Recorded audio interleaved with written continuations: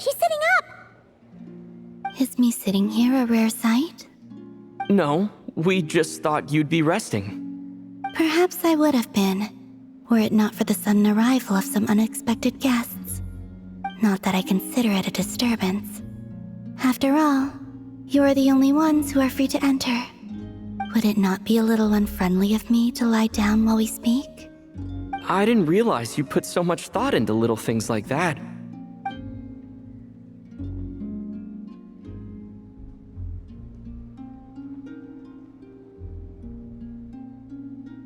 Only sometimes. There have been moments lately where I think about you and your companions. They are warm, mysterious, and cozy memories. Very few of my past memories are anything like that. They say that travelers return home bearing bags full of souvenirs. But my luggage was empty, and I believed it would stay that way. Return home? So, you're still planning on returning to the moon? Yes. This planet continues to reject me, reminding me that I do not belong here. If I remain into that, there will come a day that I disintegrate. And I don't mean reduced to dust or turned into food for the flowers. I mean, I will cease to exist entirely. Alright then. Well, we're sure gonna miss you. But it sounds like we'll have to say goodbye. How do you intend to return? The moon prayer night is soon to arrive. On that day, the moon will be closest to Tevat. The Kuvaki in this land will reach its peak at that time. I merely need to grasp the tide, and with relatively little effort. Oh, Paimon gets it! It'll work like a slingshot! You make it sound like she's gonna get blasted up to the moon. If I did that, I suspect I would crash into the false sky. I will be using a much gentler approach. But I do like the analogy. It's fun. You see? She gets Paimon's sense of humor. In the blink of an eye, the time has come to part ways. It does feel that way, doesn't it? Time seems to fly fastest when you are enjoying it. I have always thought of myself as a wanderer on this earth, and it has never expressed any desire to keep me here. Yet, just as I plan to depart, it tugs at my arm. Is this a gesture of affection? Or is the world mocking me? Oh. Were you hoping I can answer that? Yes. You are a traveler, so you must have a lot of experience in this area. Then, what I would say is, enjoy the moment. That's right! Don't overthink it! Happiness is happiness and joy is joy! The point is to enjoy it, not analyze it! I see. Then what I would say is, even though I am very tired right now, I am still happy. I can't tell from the tone of your voice. Oh, really? You don't think I sound happy? I'm just kidding. I could tell you were in a good mood today from the moment we saw you. Ah, a joke. Albeit not a funny one. Anyway, I assume you're here about you-know-what. Give me your hand. Actually, it's not that. There's something else we wanted to discuss with you. Oh, then, do you still want to give me your hand? Or not? Sure.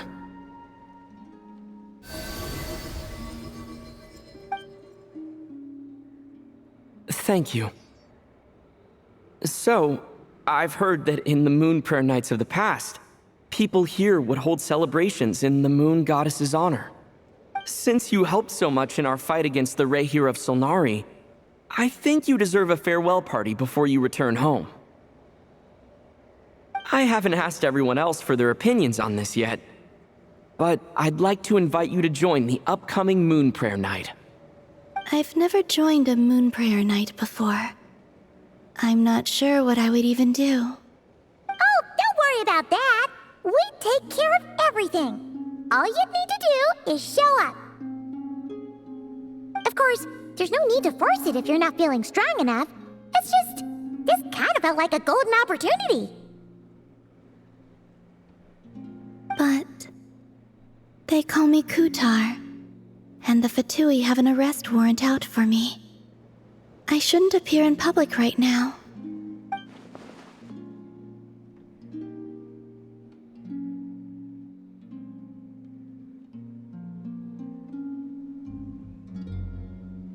I'll make it work. You have my word. Yeah, we got your back. Well, he does. Paimon's actually not too sure what he's planning. All right, if you're sure. I will not refuse your invitation. I suppose it wouldn't hurt to pack a few more sights from this world into my suitcase before finally learning what my homeland looks like. Oh, if you see Lauma, please tell her that my answer to the question she asked me is neither yes nor no. Rather, it is, there is no need. That was kind of cryptic, but sure. Guess it's between the two of you. We'll pass along the message. Bye for now.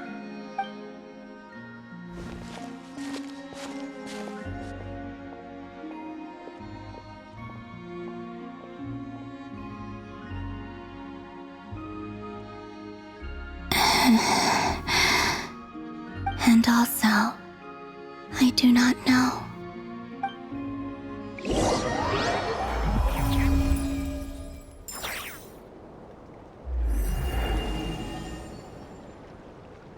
Since she's agreed to join the festival, let's go see who else wants to take part. Lauma's...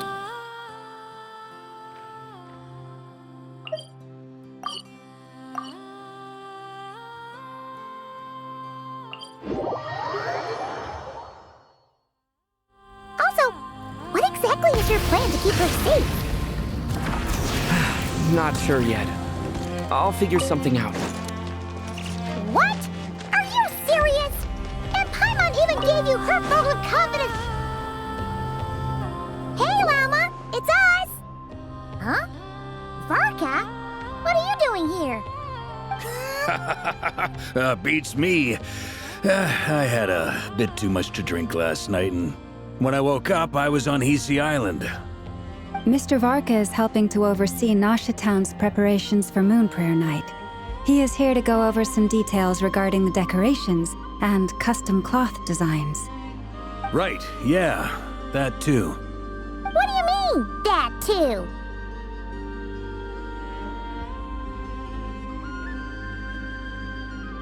Yes, celebrating this festival is a long-held tradition here in Nodkrai. On this day, the crescent moon at the top branches of the verdant crest turns into a full moon, and the moon prayer blossoms bloom with a special radiance.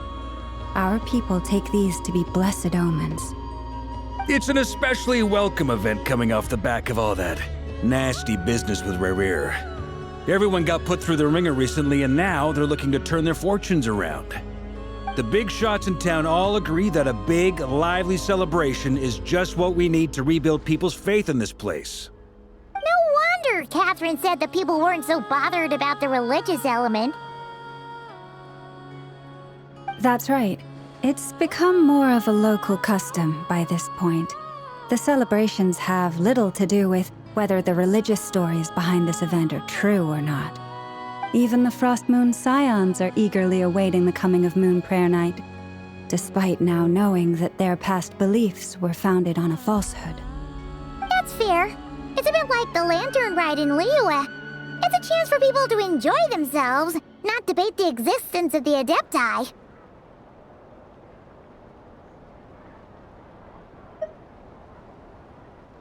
Oh, one other thing!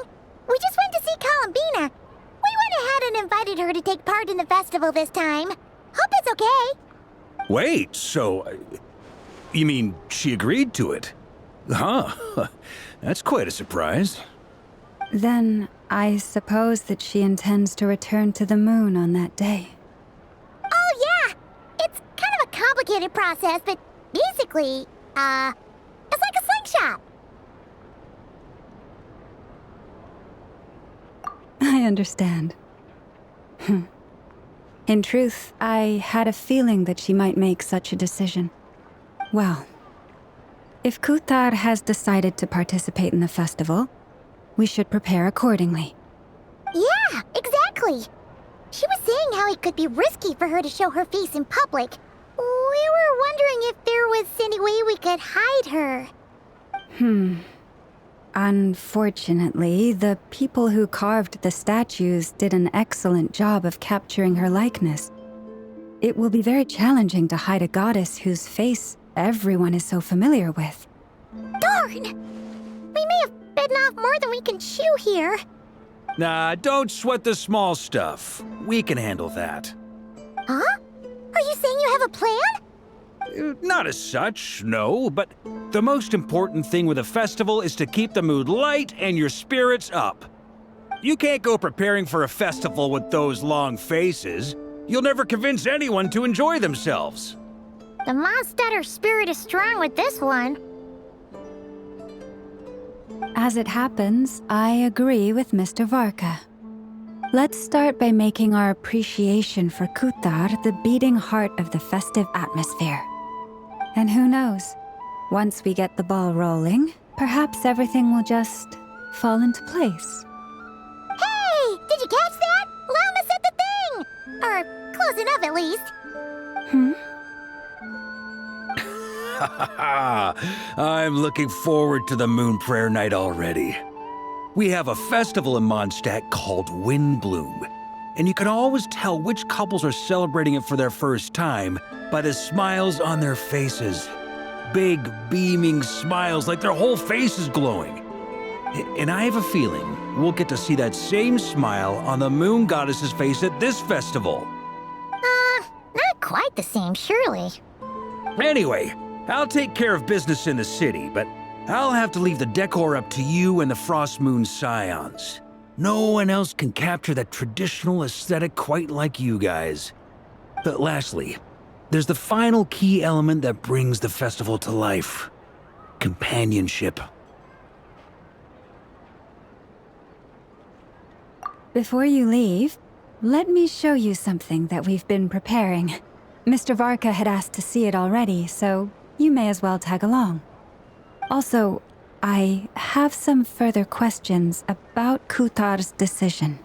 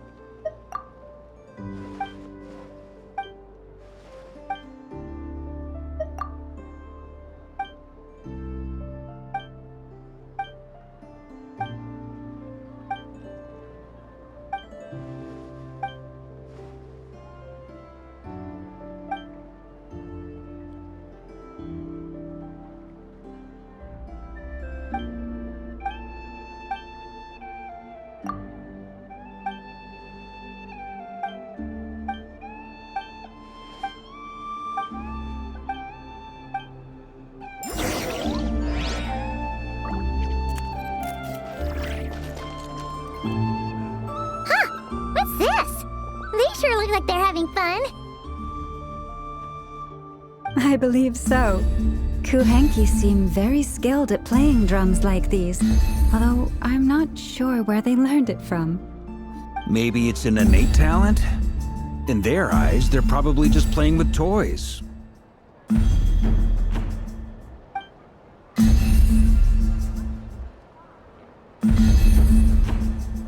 Wanatar! You wanna play too?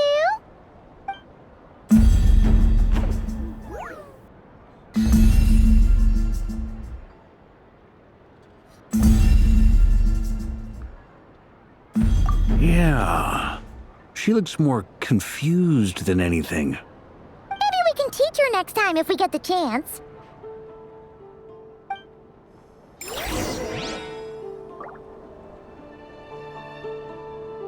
What are these floaty things? Moon veils. We hang them from buildings in the city during the festival. When you look at the sky through them, it creates a lovely misty effect.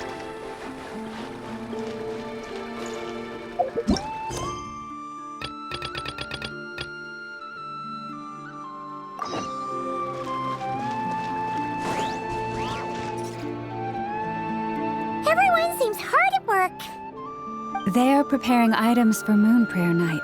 For instance, the sculpture being made over here, Mr. Varka and I were just finalizing the details of where it will be placed. Ah, there she is. I didn't know the finished article would be so large. Not to worry, though. All the necessary arrangements have been made. Just let me know once it's ready, and I'll get some people to ship it over. You have my thanks.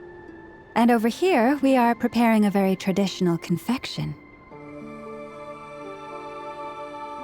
Oh, look at all these colors! It looks great! Can Paimon try one? Of course. I have a feeling you'll like it a lot. You bet! Sweets and treats are Paimon's favorite! If you included those in the Feast of the Moon, I bet Paimon would have joined the Frost Moon Scions by now.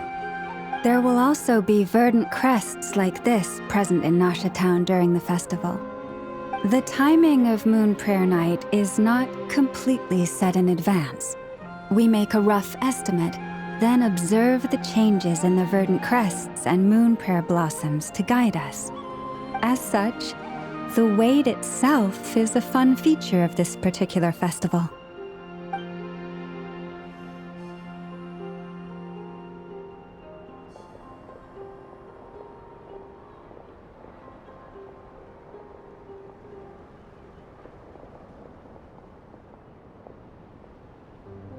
Let's talk here.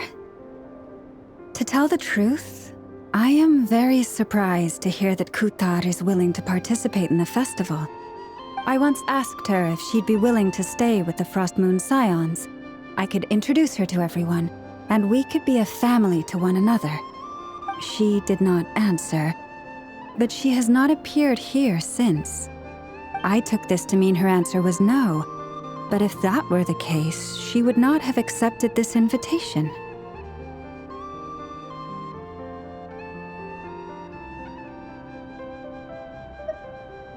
Ah.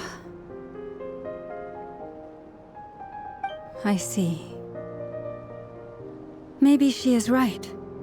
Maybe the Frost Moon Scions of today no longer need a moon goddess. But my wish was not for her to come here and be worshipped as a deity. I simply wanted to offer her a place to stay. I'm sure she believes that showing herself here might invite Fatui intervention, and as such, she does not wish to cause us trouble. But what really pains me about all this is that this is her birthplace. She ought to belong here, yet no one has been able to grant her shelter. I think I'm qualified to weigh in here. When someone's about to depart on a long trip, what they need is blessings, not burdens. We should wish her the best, not make the journey harder than it already is. Anyway, she's agreed to attend, hasn't she? All we need to do is simply respect her decision. I see your point. Yes, she will soon depart after all. Our job is to leave her with some happy memories. Besides, who's to say her journey to the moon is a one-way trip? It's not like she can't come back and visit if she wants, right? Paimon agrees wholeheartedly. Festivals are all about having fun, so let's keep it simple. All right, I'm gonna head back to Nasha Town soon. Want to come with?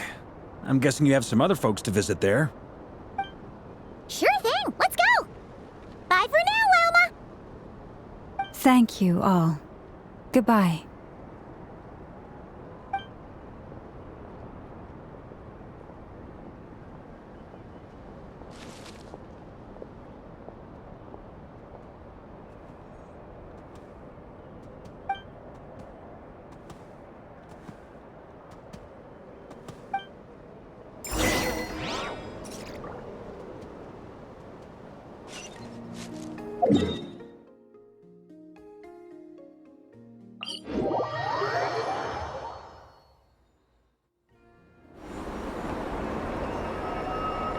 Huh? Hey, over there! It's Durin and Albedo with Flints! What could they be chatting about?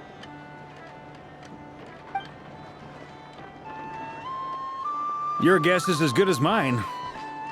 Ah, Grand Master, and the Traveler and Paimon. Hello there. It's been a while. Perfect. We have some new volunteers for our investigation. Wait, let me guess. The righteous Lightkeepers are finally ready to hunt down the Abyssal Dragon? Yes, that too. Yeah, right. Oh, wait. Why does everyone keep saying that too? Well, to be precise, the facts match, but not the causality. Wait, so I guessed right? Half right. Don't act so impressed with yourself. Maybe I can explain. We ran into Mr. Flint's north of Nasha Town. At that time, we just noticed a few abyssal creatures out in the wild, but the strange thing was, I didn't detect any traces of abyssal energy on them at all. On closer inspection, we realized that they were not real monsters, but something akin to reflections in the water, or perhaps a mirage.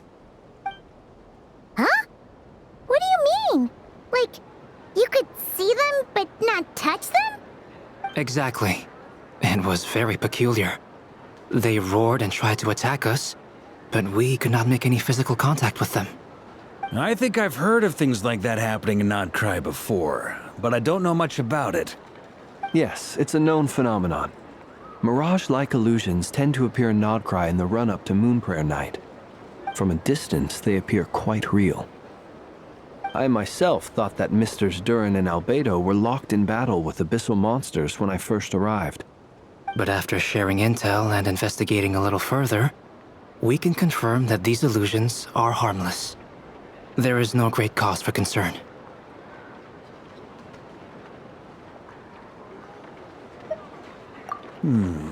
All the Mirage stories I've heard are either animals, rocks, or small houses. Abyssal monsters, though? That's a first. It's a first for me, too. So I'm planning to look into it further just to be on the safe side. I intend to inspect a few more locations. What about you two? Any plans? Alice contacted me a few days ago. She'd like me and Durin to assist her with an experiment. But we lost contact shortly after receiving the message.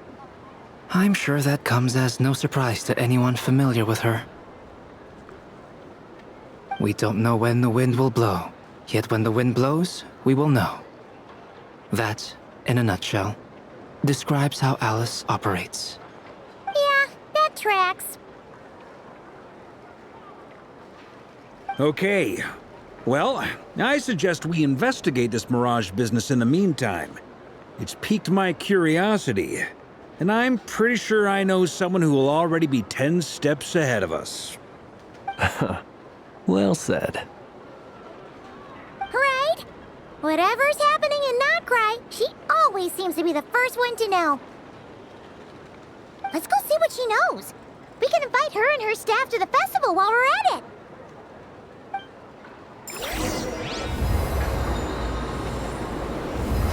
Try and stop me!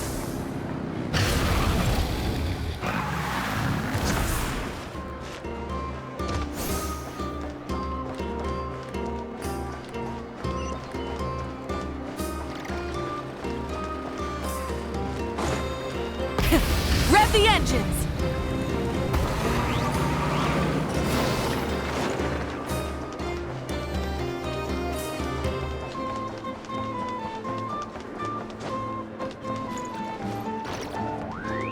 Full throttle!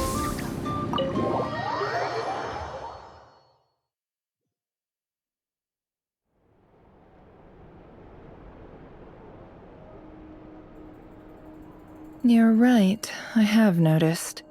There's certainly something a little fishy about this situation. Only a little, though. Records indicate that this phenomenon can occur in the days before and following Moon Prayer Night. That said, it has always been a rare sight in the past. The odds of encountering these phantoms are similar to looking up in the night sky, happening to see a shooting star, and managing to make a wish before it disappears. But this time, either everyone's getting lucky, or they're appearing far more frequently than usual. Yehoda's out gathering intel as we speak. In the meantime, let me check off some points of interest. First, the Abyss. The ones we saw seem to be abyssal monsters. Indeed. But we have identified one location where many more of them have made an appearance. And not just monsters, but human phantoms too. Given the scale and nature of the phantoms, it's almost as if someone's last memories are coming to life. Or perhaps the memories of multiple people. Oh. So you mean the phantom monsters are hunting down the phantom humans? Exactly. The phantoms can interact with each other, but we have no means of intervening. In addition, some of the human phantoms would seem to be from the very distant past. This is clear both from the clothing they wear and the stories they tell. They claim to be from Hyperborea, a name which I've heard from Lauma before. If this is true, it means they must be from 6,000 years ago. Did Paimon hear that right? 6,000 years? It sounds like this merits further exploration. That'd be a big help. I'll leave it with you, Albedo. My knowledge of ancient history is non-existent. I used to doze off every time the pre-Knights of Favonius era came up in class. It's quite a miracle that you were able to understand these phantoms' speech, given how long ago they lived. I suppose you're right. But I'll leave the archaeologists to ruminate over that conundrum. As an intelligence broker, my sole interest is in the value of the information I gather. Which, in this case, hopefully means earning myself some good favor with our dear Lady Moonchanter. So calculating. Whew, this intel broker logic always catches Paimon by surprise. Sounds to me like we could split the work up. I think the abyssal phenomenon is best left to Albedo, Flints, and me. Agreed. It coincides with my duty as a lightkeeper. For my part, I'd like to understand the Abyss better. Even a little knowledge would go a long way. This is certainly a rare opportunity to study the Abyss. But even rarer, perhaps, is the chance to make contact with the Ancients. The Curatorium will take the lead on investigating the Hyperboreans. We put in the work to learn what we know so far. It seems only fair that we get some quantity of exclusive intel. That just leaves our trusty team of 2 unassigned.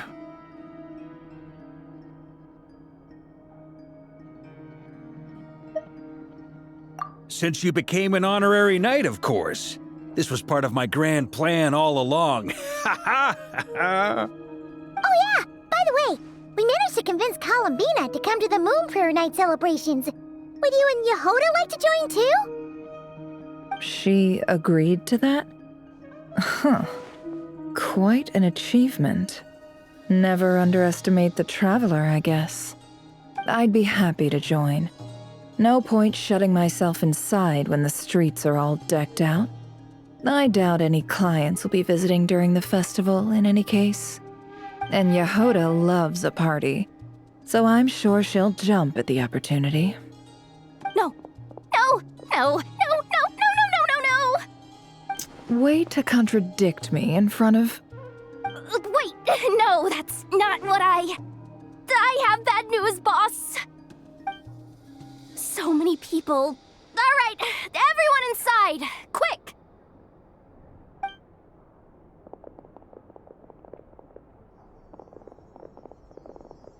This is gonna sound crazy, but hear me out. I saw one of those phantoms at Star Sand Shoal, and it was some sort of flying ship. Like a spaceship? That's gotta be the one you came to Tibet in. You said you saw the same thing through the moon marrow, right? Huh? You already know about it? Ugh, I thought I was gonna blow people's minds. Turns out I'm the last to find out. Wait, back up. You came here in a spaceship? Now my mind is blown! What's it like on the inside? Was it like flying through space? I want to know everything! Yep, exactly. Huge discovery. You're the best, second best intel broker in the world. After your boss, of course. Wow. Really? Well, I don't know if I'm all that, but... I guess that decides where we're heading next. Come on, don't look at me like that. I know the spaceship doesn't have anything to do with me, but you don't want to leave me as the only one twiddling my thumbs, do you? Please? Fair enough. You can tag along. In that case, let's meet back here to discuss our findings once we're done. I wish everyone a productive investigation. You too!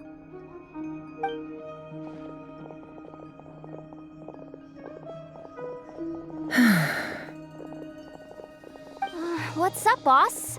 Aren't we gonna head out? Tell me, Yehuda, when did the curatorium start giving out intel for free? Oh, sorry, boss.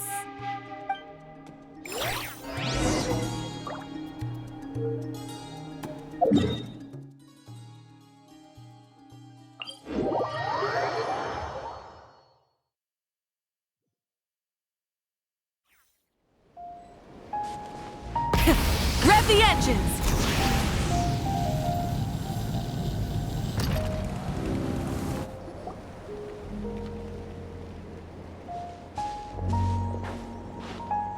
Well, what do you know? Yehuda was right on the money.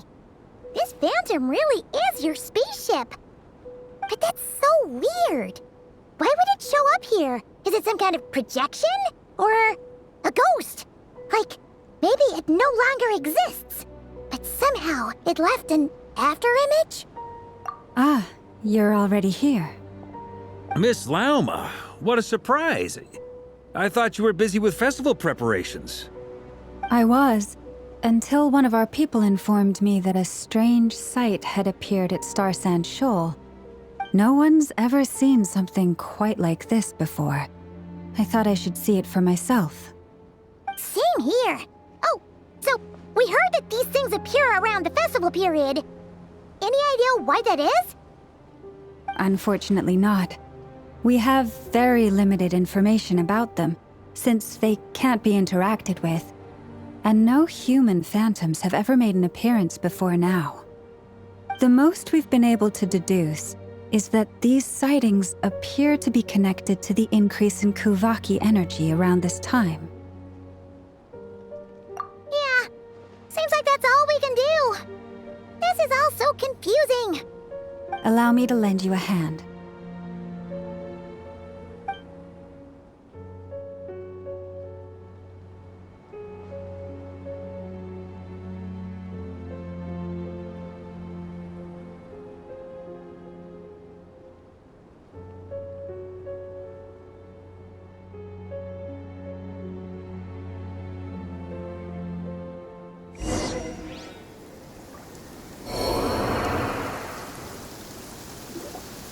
Everyone, our friend here should be able to provide us with some information. Is that a phantom rhymehorn deer? I've heard about how the Frost Moon scions live in harmony with the animals and can even communicate with them. That's coming in handy now, for sure. Okay. Yes, I understand. Then how about this?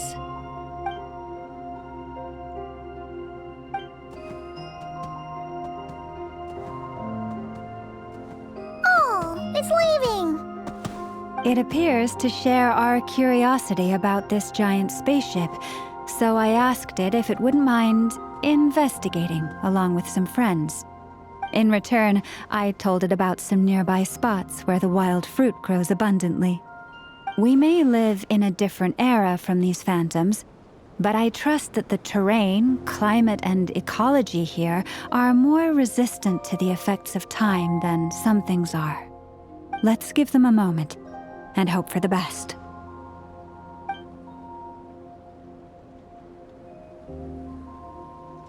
All back together? Must have been a lot of fruit. Indeed. Now let me ask them some questions.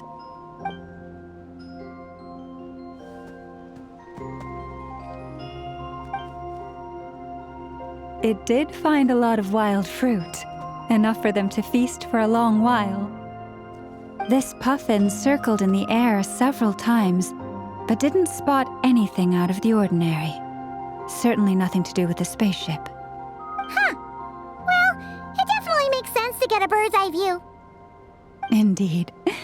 Other than that, I was also thinking that the world these phantoms see is also different from ours. Oh, I get what you mean. The wild fruit exist in both times and spaces, but there might also be things that only exist in that space-time, which we can't see. Good point. Great thinking, Llama. Blunthorn rhinos can use kuvaki to shift great rocks, but this one says it couldn't get that ship to budge by even an inch. The sniffer mole tried too, but despite being a skilled digger, it could not get through.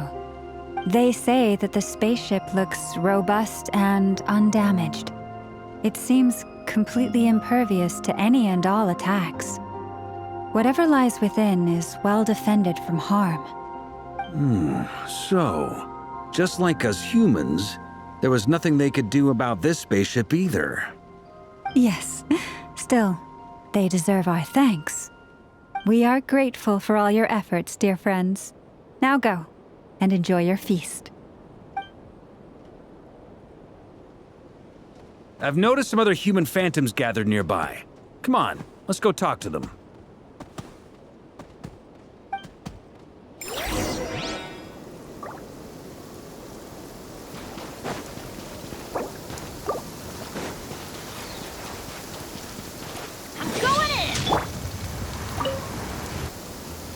What is this thing? I've never seen it move, and there's no way to get inside. Goodness knows.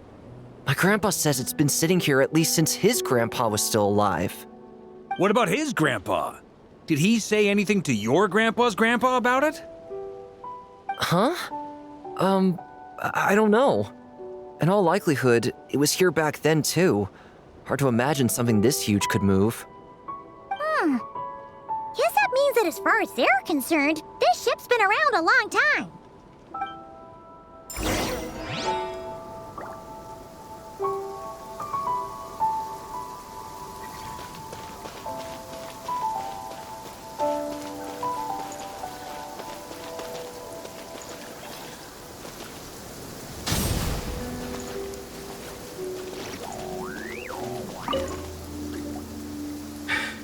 Come on, brothers. If we can get even a small chunk off of this thing, it's gotta be worth a fortune. Today is the day we strike it rich. Huh? You mean Paimon? Yes, brother, I shall join you. Let's make our fortune. We should go with them. What the? This thing is crazy tough. I can't even scratch it. What's it made of? Sorry, brother. Looks like we'll have to seek our fortunes elsewhere. Enjoying yourself? I was just seeing if I could influence this phantom's perception by playing. But nope, no dice.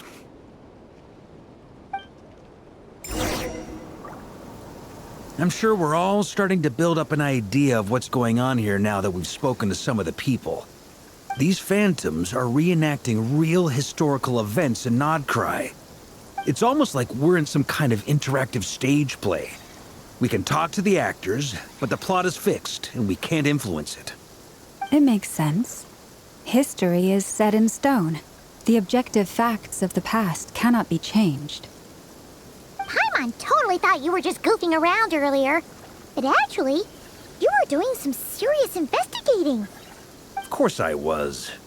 Anyway, at this point, I think we're forced to conclude that although the Phantom spaceship is right there in front of us, we aren't going to learn much about it from these people.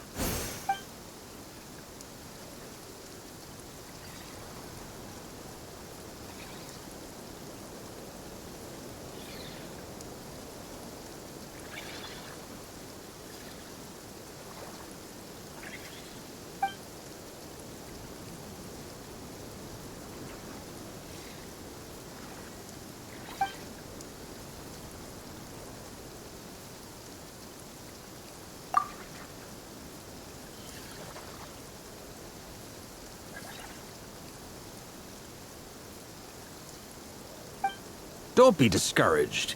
If nothing else, this is proof of the ship's existence. And think about it. So many people tried to hack their way inside, but no one could get the door open. It's made of very tough material. To me, that says that we'll either find the ship itself or the story behind it. It's just a matter of time. Huh.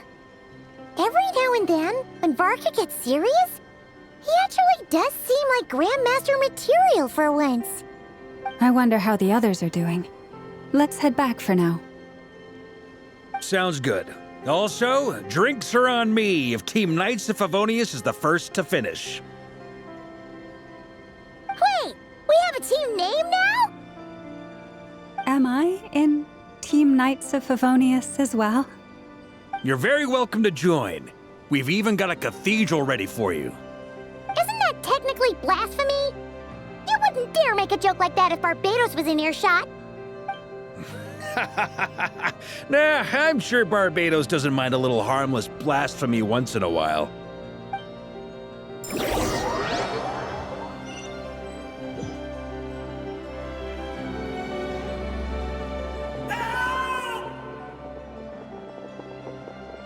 Oh, no!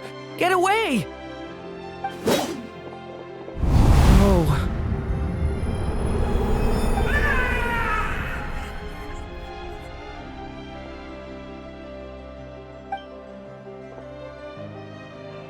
I know it's hard to stomach, Mr. Durin. But as I'm sure you've noticed, there is nothing we can do to intervene in that which unfolds before us. But we have to at least try. And try you have. But are you aware of how many unsuccessful attempts you've made now? I wasn't keeping count. I'm afraid this is the 39th failure so far. Or the 5th if we're only counting this particular victim. There are no indications that these phantoms may be altered in any way. You seem to have calmed down a little. I'll make us a fire. You should rest and have some water. Feeling any better now, Mr. Durin? May I ask a few questions? Be my guest. What exactly are we witnessing here? What happened to those people? My guess would be that we are seeing Nocturne during the Conrian Cataclysm. Would that be accurate? Conria. That is correct. As you know, once the Abyss senses even the tiniest crack, it floods in and spreads like wildfire. There was a time in the distant past when it permeated all of Nocturne, causing immeasurable harm. The people paid a terrible price to heal this land. Then 500 years ago, the whole of Teyvat suffered an abyssal disaster. Once more, Nocturne was dealt a devastating blow. I see. In the face of the abyssal onslaught, all were like grains of sand tossed around by a tidal wave. Be they human, fae, or god. The moment you witnessed is but one drop in a whole ocean of catastrophe. All right. I guess that answers my second question, too. I wanted to know why there's nothing I could do to help them, and that's because what we are seeing is history. That would be my guess as well. As I understand it, History and fate are not all that dissimilar. The latter may be unseen to us, but both are immutable. Yes. Fate was determined long, long ago.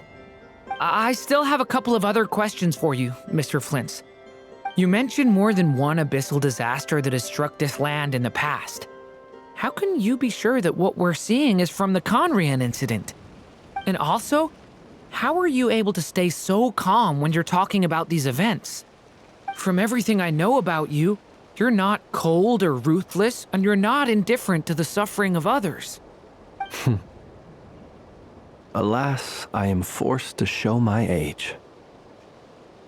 I must be 600 or 700 years old by human measure. Wait, so you... One is not easily moved by history when one has witnessed the truth firsthand. I'm sorry. You needn't apologize. Your passion is a good thing to have. Treasure it, because someday you may find it in terribly short supply. Now, at the risk of offending you, I have a question in return. Your curiosity toward the abyss, is it born from hatred or because you sense its call? I only ask because I kept a fragment of Rerir's body in my lantern for a short time. Specifically, his heart. So I know what a burden it can be to carry the abyss with you. And I hear its power growling from somewhere within you. In my eyes, your mere existence is a miracle. My honest answer is... I don't know. I don't think I have the confidence to say for certain. What I will say is the abyss is not the only issue that haunts me. Even before I became who I am today, the question dogged me constantly. Should I even exist at all? My doubts remain unresolved. But when we fought Rerir, something became a little clearer to me. Sometimes it is the darkness within us that allows us to achieve the impossible. I certainly got the sense from your 39 attempts that you were trying to achieve the impossible. It sounds like you've resolved to see the truth for yourself. Absolutely. In that sense, he and I are quite similar. Then I wish you every success. I look forward to the day of your transcension. Well, if everyone's caught their breath, I suppose we should head back. Oh, and one last thing. I'd appreciate if you kept our discussion about history a secret.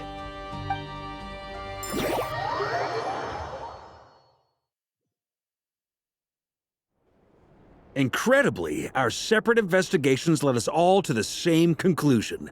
Hooray for consensus! Yeah, but we barely learned anything, though. I totally thought this would be the mother lode. Talking with the ancients? I mean, come on! But nope. All we got was useless snippets of conversation. And all this stuff about moons and hyperopia. What a load of baloney. Seems like people back then had a few screws loose. I understand your frustration. We found the same issue. Each phantom only showed a very brief moment in time. There isn't much value to be found in these miscellaneous fragments of a civilization's history, no matter how glorious it may have been. If there's a silver lining, it's that these phantoms are harmless to the present reality. They shouldn't get in the way of the festivities. Paimon agrees. And not just because it's the first thing she understood in this whole conversation. You look disappointed, Nefer. Is something the matter? What do you think? We all worked our tails off, but the only one to gain anything from it was you, Lady Moonjanter. Well, please do share the Hyperborean records with me. I will gladly inscribe them in our people's documents. Oh, duh! Yeah! That was it! Hyperborea! Hyperborea. I'm serious. Only an expert in the Frostmoon Scions and their history can turn these records into valuable research material. The alternative is to let them gather dust on the curatorium's storage shelves until the pages turn yellow.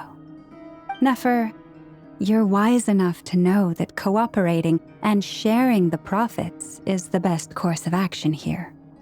Well, that goes without saying. Sure, let's do that. Huh? But didn't you say we aren't supposed to give out intel for free? Sorry. Shutting up.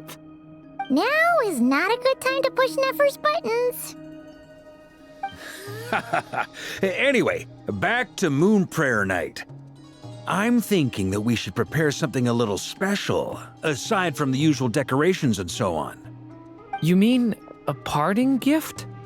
Can't go wrong with food. Although, does food go bad on the moon? Perhaps a lantern would be a better choice. It might be dark up there. It could prove difficult to light a lantern on the moon. Magical stones might serve that purpose better. What about a clockwork mecha model from Fontaine? I've got a whole bunch at home. I use them for fighting practice in my free time. None of these sound like things she would be even remotely interested in. But we don't interact with her enough to know what she likes. Yeah. It would really save us the guesswork if someone could find out what she's into. Wait, what the? Traveler? They're all looking at you. Great! Haha, problem solved. Now, I need to stop by Dory's. Gonna need her help sourcing a bunch of stuff for the festival. Then let's leave it there for now. We all have our own business to attend to. Traveler, if you find out what Kutar likes, let us know right away.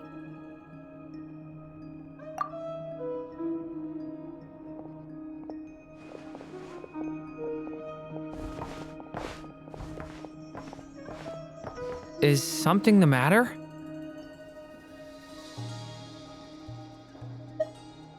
I'm fine. It's just... I'm still feeling a little rattled after witnessing the horrors of the Abyss. But it's okay. This is something I have to work through. I'll be all right. Thanks for your concern. Well, don't put too much pressure on yourself. If you ever feel like something's wrong, physically or mentally, we're here to talk. Come on. Stop treating me like a kid.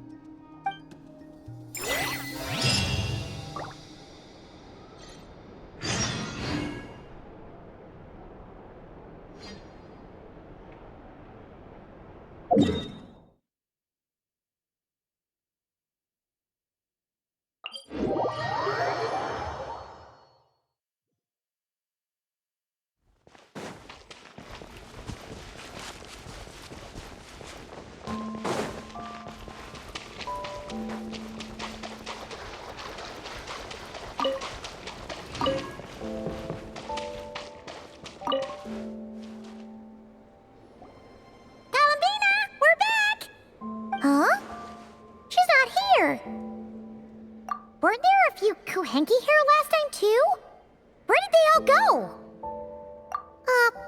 Walkies? For Kuhenki?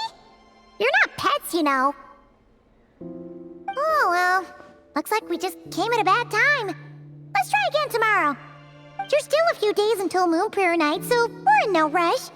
Besides, she needs time to rest anyway.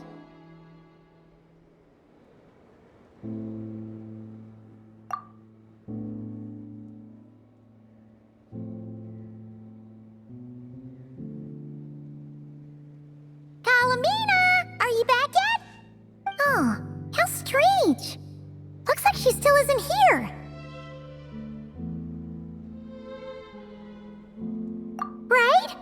It's not like her to spend so much time outside, especially since she's worried about attracting unwanted attention.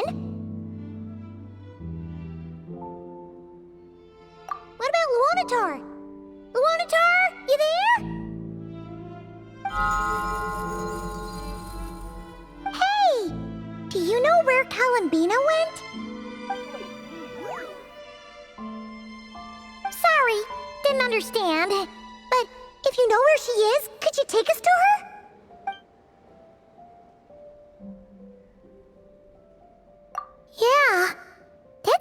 stranger.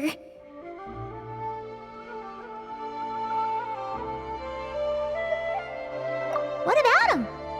Oh, that's not good news. They change color when Columbina gets weaker, right? And they look super pale right now. Good idea. She might know what's happening.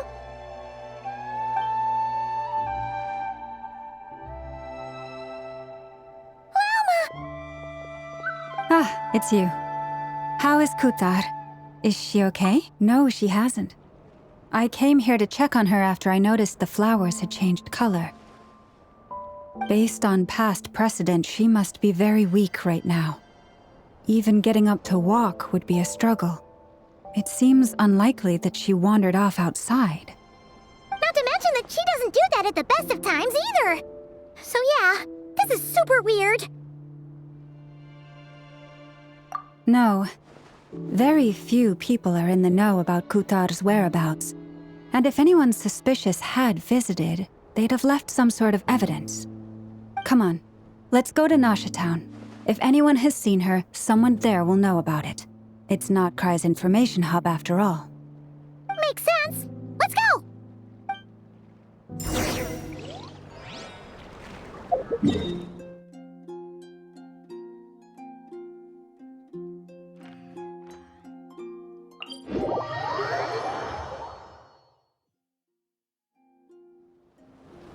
Full throttle!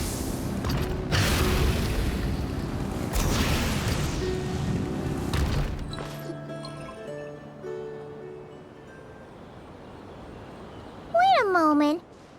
Is it just Paimon, or is this stall kind of suspicious? It's never been here before, right? No, I don't recognize it. Alas, your free and easy adventure time is over.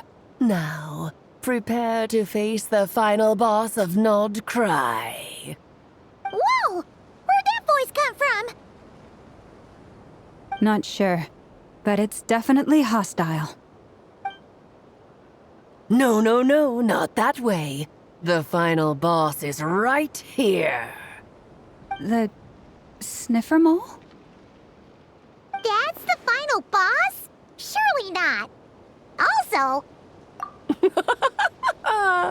Okay, the jig is up. I'll stop teasing you. Turn around. I'm right behind you.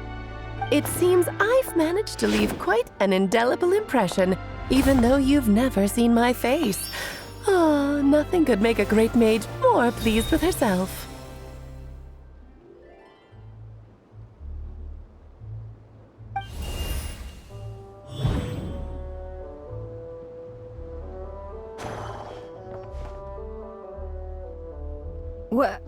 What is going on?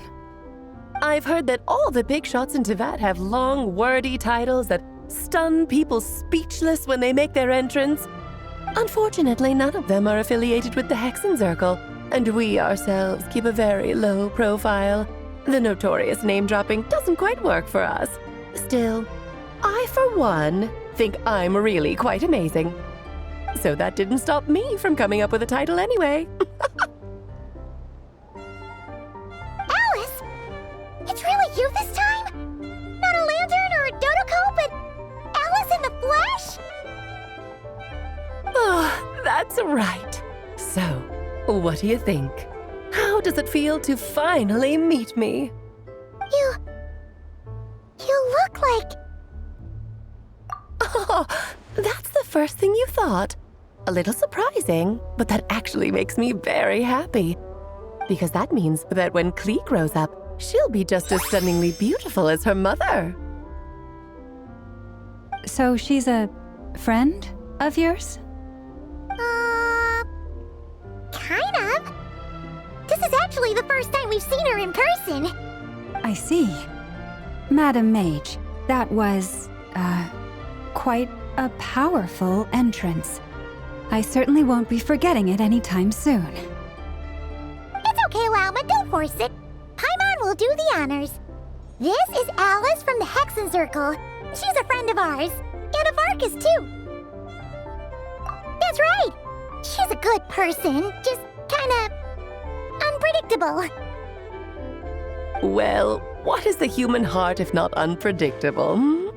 If we could not do as we please, how would we differ from machines? I am Lauma, Moon Chanter of the Frost Moon Scions. It is a pleasure to meet you. Oh, I know. Before you got here, I spent a good, 15 minutes getting up to speed on Nodcry's present situation. In other words, I've read the whole "in the last episode" part, so we can skip the pleasantries. Fair enough. Well, Miss Alice, I can already tell that you have quite a unique personality. He'll get used to it. Paimon sure is. So anyway, what are you doing in Nodcry, Alice? Oh, I thought I told you already. This time, I'm the final boss.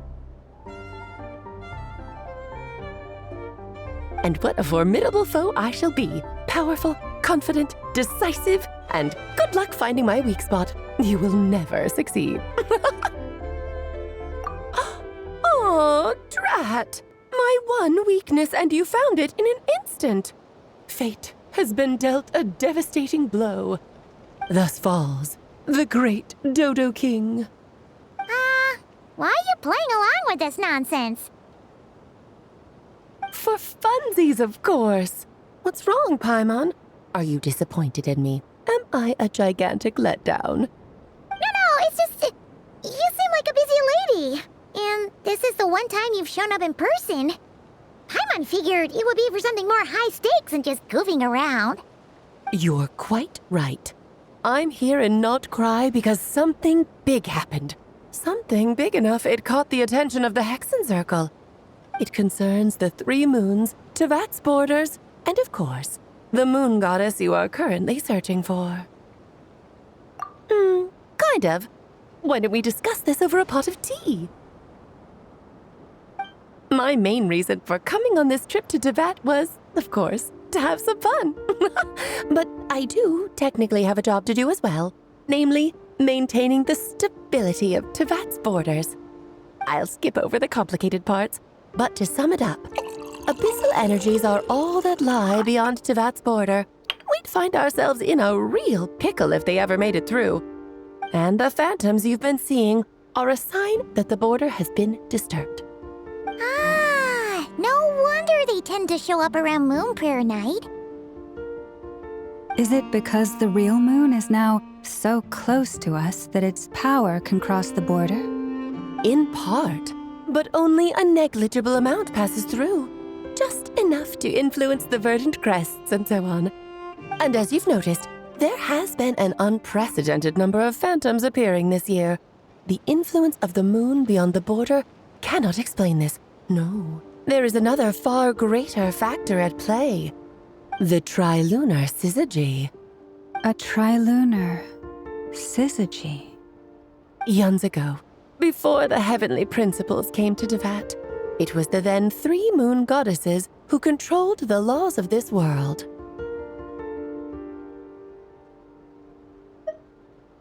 Oh, that's exactly it! The 3 goddesses split these powers amongst themselves, promising never to consolidate them into one singular body. This was meant to keep the world stable. But, fast-forwarding to the present, the eternal moon's marrow is with you, while the iridescent moon's marrow, which should never have appeared in this world, has been retrieved. Add that to the presence of a moon goddess in the flesh and... the power of all 3 moons is gathered here in Nodcry. There hasn't been an event like this since the War of Funerary Flame. And it's having a noticeable effect on Tevat's borders. Because I wish to give my darling daughter a peaceful, sunny environment to grow up in. Is that a good enough reason? Kinda sounds like you're dodging the question, but it does make sense. Well, that's one reason anyway, and the most important one. The others are a little complicated to explain. For instance, cleaning up after dearest Miss R. Albedo could tell you more about that if you're curious, but right now, I have a more important question to ask you. Why are you collecting the moon marrows? I see. Nicole told me about that legend once. Nicole? You mean Mage Anne? Oh, so you remember. Ah, yes, of course. That was a story about fate, her area of expertise. But back to the story of our dear moon goddess. I'm afraid her intended method of returning to the moon is unlikely to work anymore. What does that mean? She may be missing, but she hasn't gone anywhere. She has disappeared.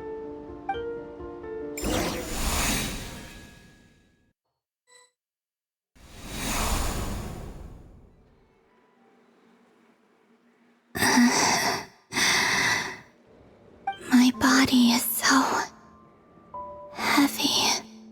Wait, no. It's my mind that's heavy. My arms and legs are as light as a feather. What's happening to me?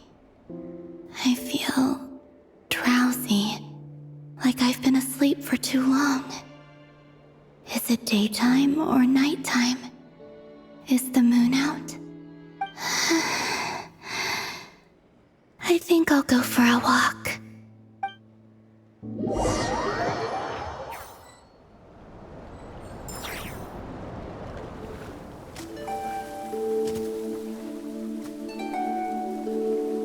Are you out for a walk too? Huh?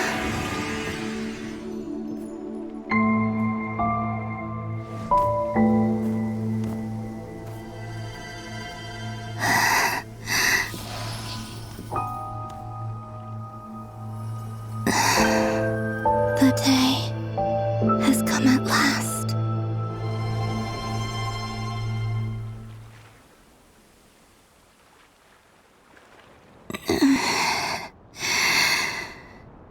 Have I grown so weak that I can't even sustain my physical form? But Moon Prayer Night is nearly here. I was so close to returning home. Death is near. Is this how it ends for me? Will I return to the moon after I disappear? Or... I don't want it to end like this.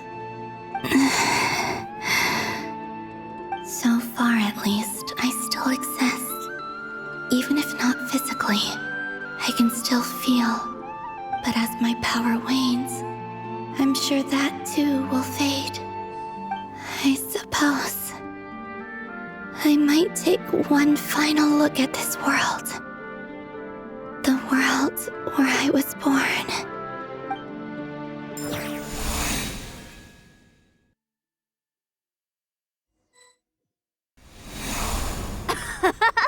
Come on! Come on! Wait for me! The Frost Moon Enclave. How much it has changed since I was born. These decorations, they're so heavy. It's times like this when you kind of wish men could be priestesses and acolytes. How fascinating. I've never had the chance to be privy to people's private lives in this way. In the past, people would get so solemn and serious the moment I showed my face, like they were frozen stiff. Karina, Lametti, it's time to eat. Coming. I want to watch them a little longer.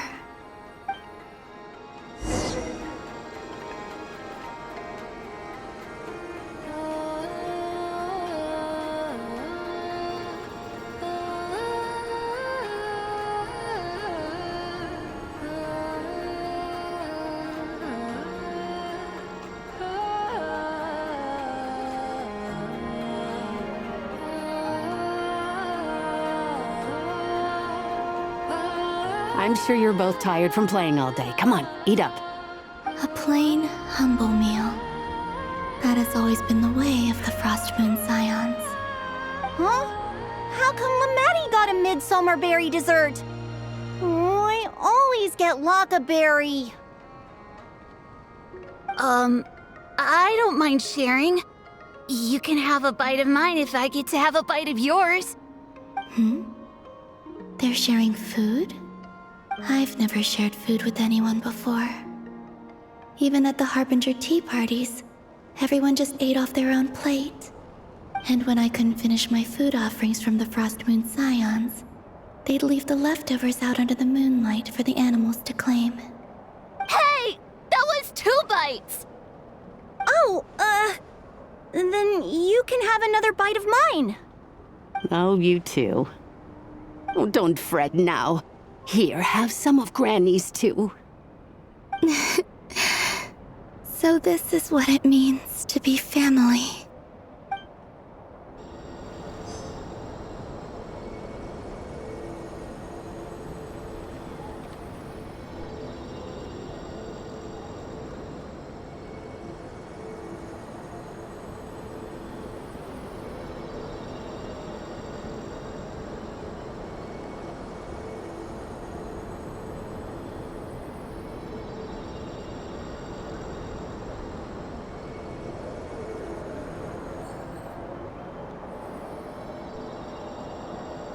So just fill these balloons with air, right?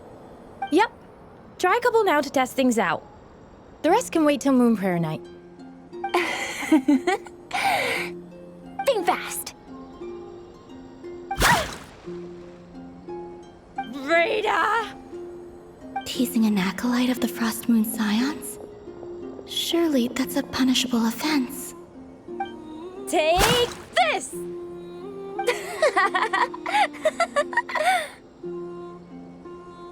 Huh?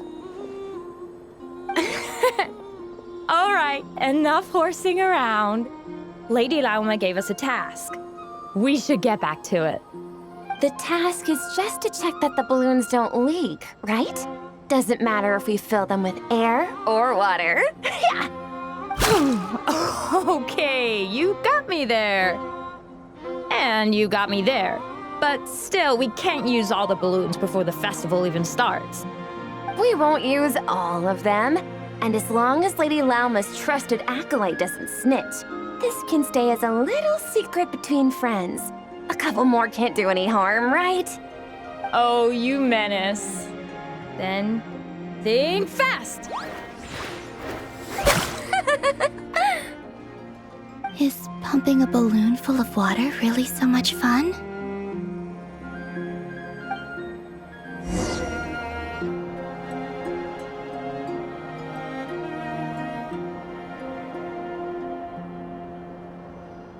I'm seeing so much that I'd never usually get to see.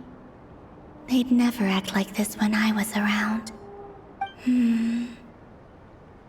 It's nice, being able to just watch people in peace in these final moments. What a rare opportunity. I think I'll go take a look around Nasha Town, too. Maybe the Traveler will be there.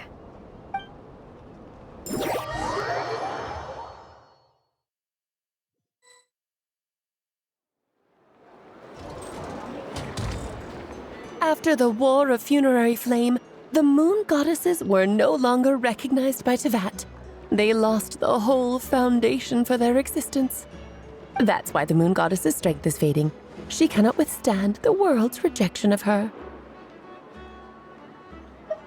To be more pedantic about it, the moon goddesses did something to offend the heavenly principles, and that's why they were ousted. Something of a recurring theme in Teyvat's history. Theoretically, speaking so candidly should put me in their crosshairs too, but they can't tell me what to do. I'll say whatever I want. Anywho, the Moon Marrow energies were but a drop in the bucket for her, and that battle against the Ray Hair of Solnari only weakened her further. Fortunately, it happened close enough to Moon Prayer Night when the Kuvaki concentration here is high. That's the only reason she managed to survive this long. What do you mean, fortunately? You said she disappeared. We're too late. Ugh, what a headache. I thought this was all common knowledge. I guess I have some more explaining to do. Okay, buckle up. It's time for another lecture.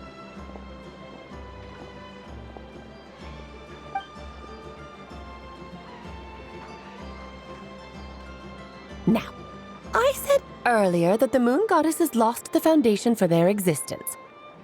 The reason for that has to do with the natural order.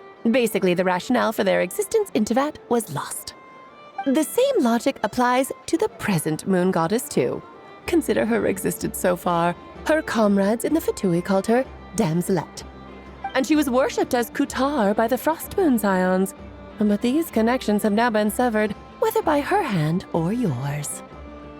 So, the rationale that once sustained her existence is now gone. Wait, we did that to her? Oh, well, strictly speaking, yes. But let's not start pointing fingers, shall we? I'll only end up as the big bad villain, and that's not the kind of final boss I want to be. Of course I do. I'm only the greatest mage in the whole entire world. Now, if you wish to find your moon goddess, there are two problems we need to solve.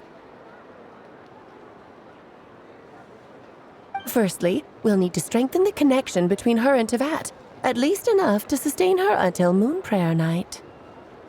Strengthen her connection? But does that mean I'll have to rally all the Frost Moon faithful behind this? I'm afraid a bygone faith and a former home won't be of any help to her now. Do you know her name? Her name? Oh, yes. Names are very important things. A name is a fundamental concept that anchors one's entire existence. Then your first job is to find it. As a moon goddess, I'm sure she must have a name she identifies with. Neither Columbina nor Kutar is her true name, and she's never really accepted either of them. So, finding out her real name is enough to sustain her existence? Yes, I know it sounds like a small step, but every journey begins that way. So for now, that's all we need to focus on. The second problem is with her plan to use the moon marrows to return to the moon. Unfortunately, piercing through the false sky will take an enormous amount of power. Given her current condition, she won't be able to provide anywhere near enough power, even if she recovers her physical form. But no need to fret. Nicole's the expert in this field, and I'm sure she'll figure something out. Wait, Mage N is going to help us out too? That means we've got 2 Hexenzirkel mages on the case. This is turning into a pretty big deal. Actually, this is more of a side quest for me. Like you said, I'm a busy lady, so I can't stay for too long. I'll have to return to Teyvat's border soon.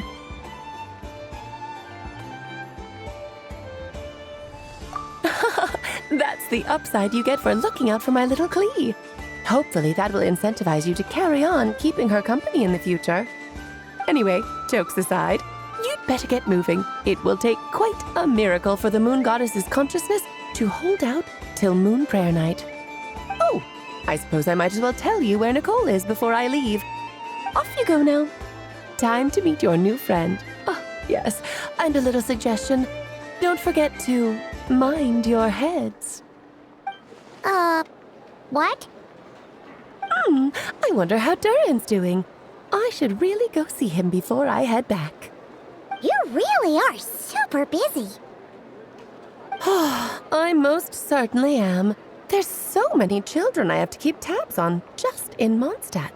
Durin, Albedo, Venti, Varka. Klee didn't make the list, huh? Of course not. Klee is my pride and joy.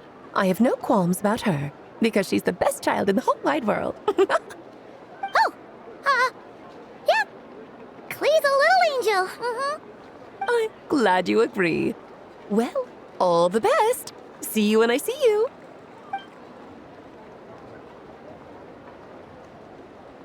She left in a hurry. Yeah, she didn't pack up her stall. Should we handle it for her?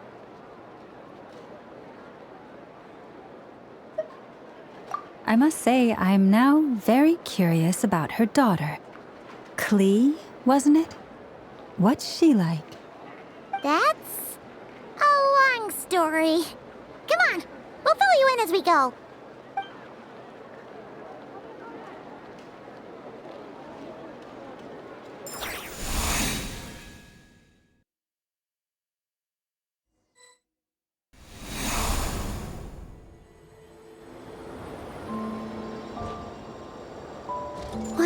lovely place.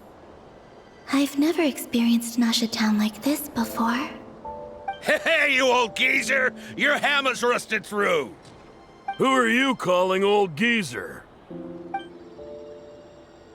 Are they quarreling? I'm looking right at him! You've really gone downhill since giving your daughter free rein in the workshop. Can you even swing a hammer anymore? It shouldn't take you days just to fix a single chair! You might as well use that hammer to massage my back for all the good it's doing. Don't run your mouth, or you'll get a back massage that'll put you in bed for the rest of your life. Look, the materials haven't arrived yet, all right? You know how busy it gets in the days before Moon Prayer Night. I'll bet you send all the materials to your little princess. Blood's always thicker than water, huh? All right, you've made your point, Uncle Koski. As soon as the materials arrive, fixing your chair will be the #1 priority. And Dad, if you've got time to chat, why don't you lend me a hand, See? Lolka knows what the score is. I guess they're friends. But the way they spoke to each other was so ugly. Then again, it wouldn't be the first time I've seen something like this. Columbina! Sing outside my door in the middle of the night one more time, and I'll unscrew your vocal cords. You hear me?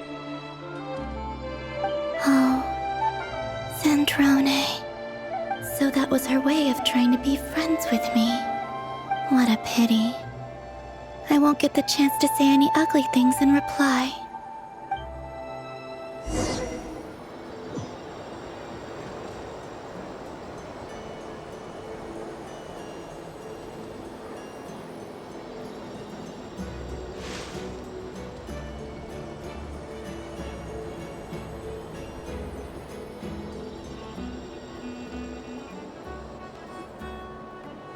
Hey, have you decided what to give her for Moon Prayer Night? I sure have. She's gonna get the surprise of her life when she's least expecting it. Then I'll whip out the ring and pop the question. The surprise of her life. What a fun turn of phrase. Cool, I get the picture. You can spare me the gushy details. Ooh, looks like we have a customer. Hello there, ma'am. Would you like some Moon Prayer Night candy? Huh? Is he talking to me? Can he see me? Here you go.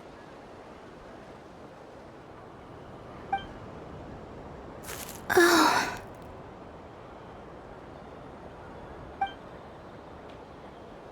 Come back anytime. Right. Now, where were we? I don't know why, but I still held out hope.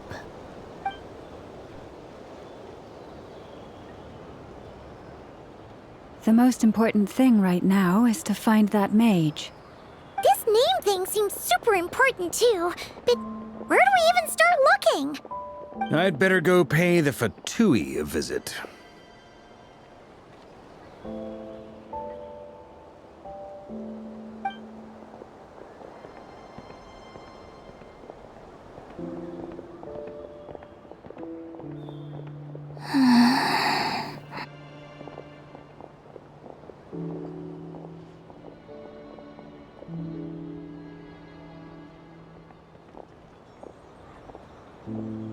Columbina?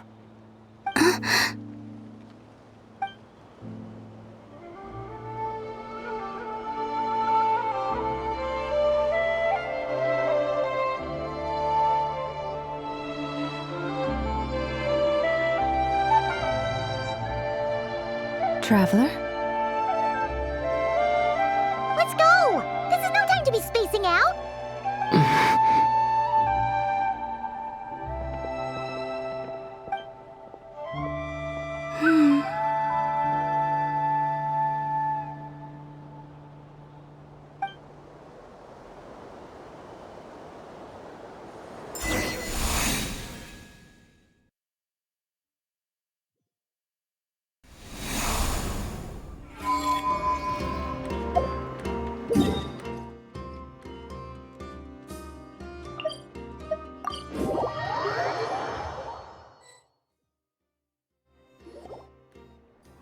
they going? They mentioned a mage and a name? So, Mr. Varka, are you acquainted with this Nicole? Or should I call her Mage N? Not really. We've never met, though she has come up in conversation. From what I've gathered, Alice kinda took Nicole under her wing. Taught her how to speak in a more ladylike fashion, that kind of thing. Huh. Hard to imagine Alice as an etiquette coach. Yeah, Alice is a larger-than-life personality, I'll give you that. But then again, that's why she's able to draw such an eclectic mix of people into her inner circle. If I remember correctly, being an interesting person is actually one of her main entry requirements. So, if you ever wanted to join the Hexenzirkel, I'm sure you'd both be eligible to apply. Hey! Don't go around making promises on Alice's behalf. I wouldn't dare. I'm just trying to paint a picture of the Hexenzirkel for you. Okay, sure. Anyway, since none of us have ever met Nicole, how are we supposed to find her? We can't just go up to every woman in sight and ask, "Hey, are you Nicole?" Maybe something she's wearing will give it away? Like a windbloom pinned to her chest or something. Wait a minute. Alice never said Nicole was from Mondstadt. Oh, true.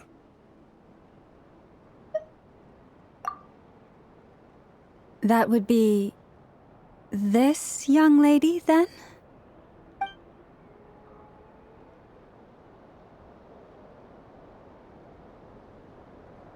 Hey there! Sorry to disturb you, but are you Miss Nicole? Varka, Knight of Boreas of the Knights of Favonius. Alice might have mentioned me before. Have we got the wrong person? Sorry. Well, this is awkward.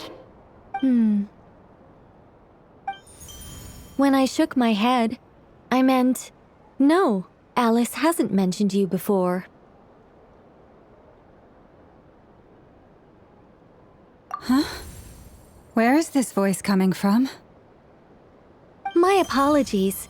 For certain reasons, I am unable to speak. This is the only way I can communicate with you. It might take some getting used to, but I hope you can understand. Hey, it's fine. I'm more shocked by the fact that Alice never speaks about me. I mean, As for you two, we have crossed paths twice before, but it is nonetheless a pleasure to finally meet you. It's really you! Thanks for all your guidance in the past! You're quite welcome. This time, things are different. We have reached the unwritten pages of the story. You might say that we stand at the crossroads of fate. Now then, allow me to formally introduce myself. My name is... No, stop! Alice! I can't believe it! I had a whole speech prepared. I'd agonized over every single word. She always picks the worst moments to ruin other people's plans. I'm so sorry about that. Alice took the liberty of devising some bespoke self-introduction magic for each member of the Hexenzirkel. But I could have sworn I deleted all of the triggering conditions for it. How did it bypass everything? Oh gosh, this is so embarrassing. This is a very different side of Nicole than what we're used to. Is she not used to face-to-face interactions? Don't worry about it. We've seen that introduction magic once already, so it wasn't too much of a shock. Please go on, Miss Nicole. We'd love to hear what you have to say, or, well, communicate. Huh? Are they talking to this lady? But... Will you all promise to forget that horrendously embarrassing introduction? sorry, embarrassing. When?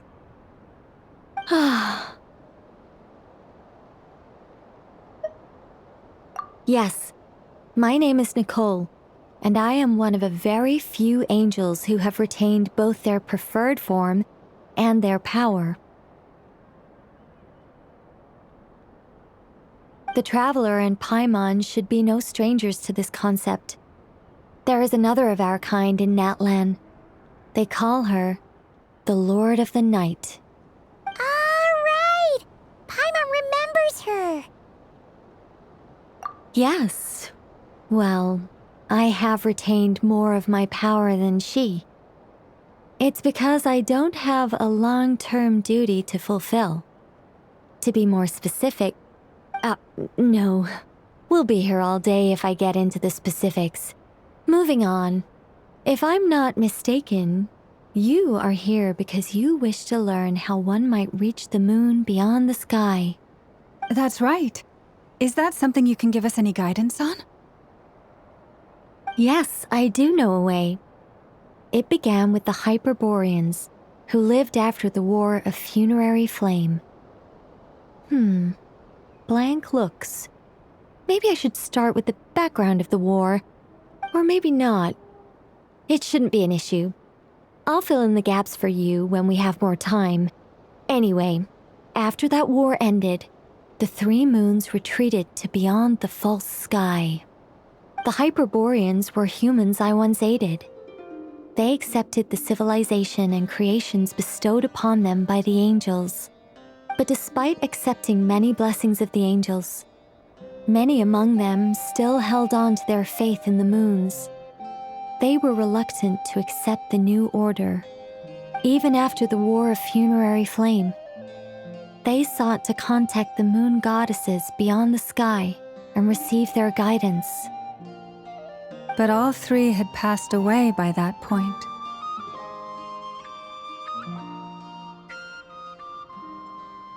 This mage has a unique method of communicating. Is she talking about the moons? Yes, but they did not know. And so, still they prayed for the moon goddess's mercy. After building titanic structures that consumed vast amounts of Kuvaki, at last they glimpsed the moons and heard their voices.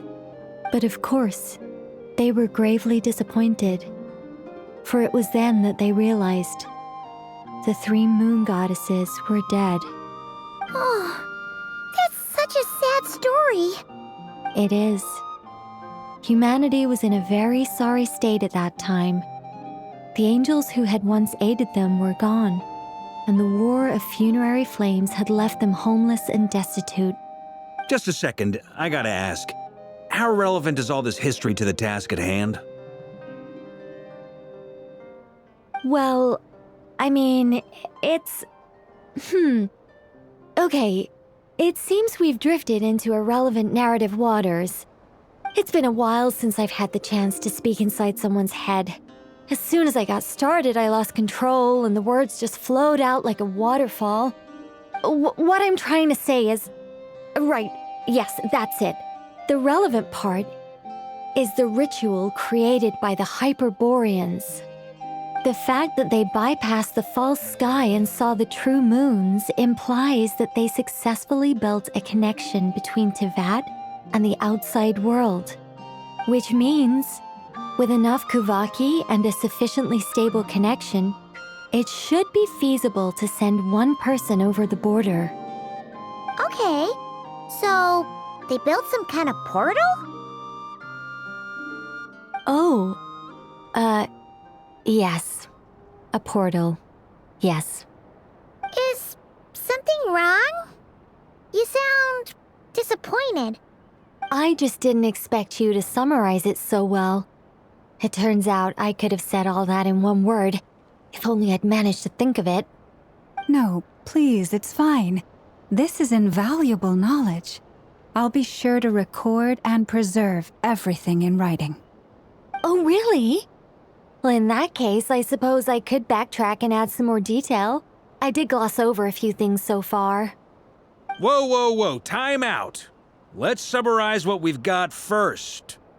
The Hyperboreans were the last ones to use this method, right? So we somehow need to find whatever structure they built and make sure there's enough Kuvaki to power it up. Luckily, we have the moon marrow of both the eternal and iridescent moons, so we're all good for Kuvaki. Which means the key issue we need to focus on is finding the place. Am I right so far? Yes. Although I expect the structure is long gone by now. That said, what if we could take advantage of the phantoms to travel back to a time when it still existed? Well, travel back isn't quite accurate. It's more like we'd be creating a handshake between 2 points in space-time. We wouldn't even have to pick a time when it still existed. It could just be a time when it still appeared in phantom form via projection, or we could project our own phantoms, fold them together, and... You look lost. Was that too hard to follow? Yeah, things got a little, technical there. Paimon's brain is reaching capacity. All right.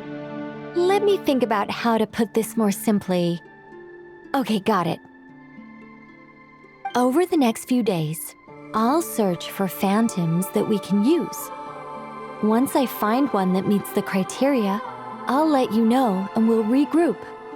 By completing certain rituals, specific individuals will be able to enter the phantom and make it to the Hyperborean structure. If everything checks out and it looks feasible, we'll just need to wait for Moon Prayer Night, and we can send the Moon Goddess back home. I'm really skimping on the detail here. Is this making any sense at all? I think so. For now, we'll just wait to hear from you. Yes. Basically, yes. Great. Counting on you. In the meantime, we'll focus on finding the Moon Goddess's name. My name? Are they looking for a way to stop me from disappearing? Excuse me, Miss... Go on, Miss Nicole. This conversation was a little all over the place. I didn't catch your name. I am Lauma, of the Frost Moon Scions. Ah, I did wonder. I noticed that you listened very intently when I spoke about Hyperborea and the moon's history. If you'd be interested, I'd love to visit you this evening and go through it again in greater detail.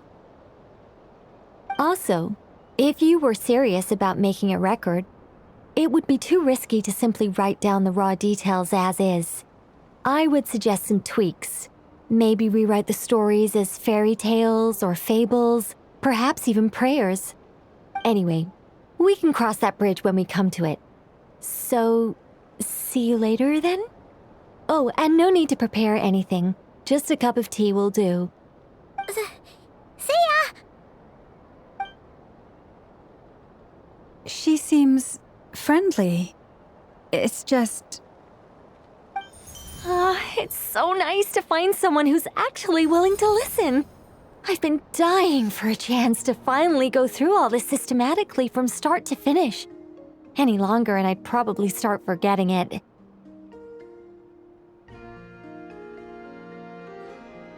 Now Paimon gets why Alice told us to mind our heads. Ha ha ha ha, what did I tell you? A lot of quirky people in Alice's orbit. Now then, the next order of business is, where do we start looking for the Moon Goddess's name? Maybe the rest of what Nicole has to say might give us some clues. Once I've heard her out, I'll summarize the salient points and share them with you all. I'm also inclined to review our other documents. Yes, our faith was first established by our Hyperborean ancestors, but many of the more factually accurate records are from after Kutar's birth. Sounds like we're gonna follow Kalabina's journey through Duvat, huh? In that case, we'll start by heading to the Frost Moon Enclave. Sounds like a plan. Take this with you. I'll see about getting in touch with the Fatui. It'll probably just be Arlecchino and Sandroni again. They're the only ones who would want to help. Thank you, Mr. Varka. Don't mention it. Honestly, I'm more comfortable dealing with the Fatui than prying into the details of a young lady's childhood. Catch you later. I should follow them. just in case there's some way that I can help.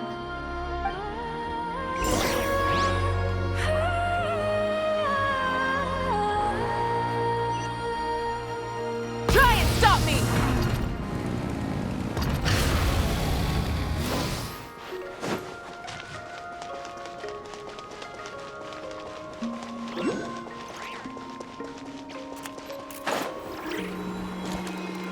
Full throttle!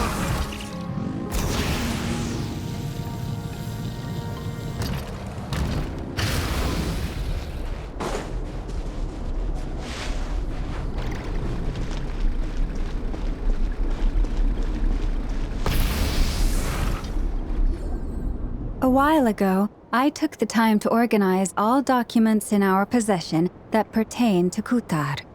What you see here is the material I consider reliable. You're saying there's unreliable material too? Yes. Most of the information we have was transmitted through an oral tradition. Inevitably, some of her stories were mythologized and deified over the years through countless retellings. That's why I organized them into reliable and unreliable. There's no sense seeking answers in history unless we can ensure the veracity of the historical record. Makes sense. All right, let's take a look through.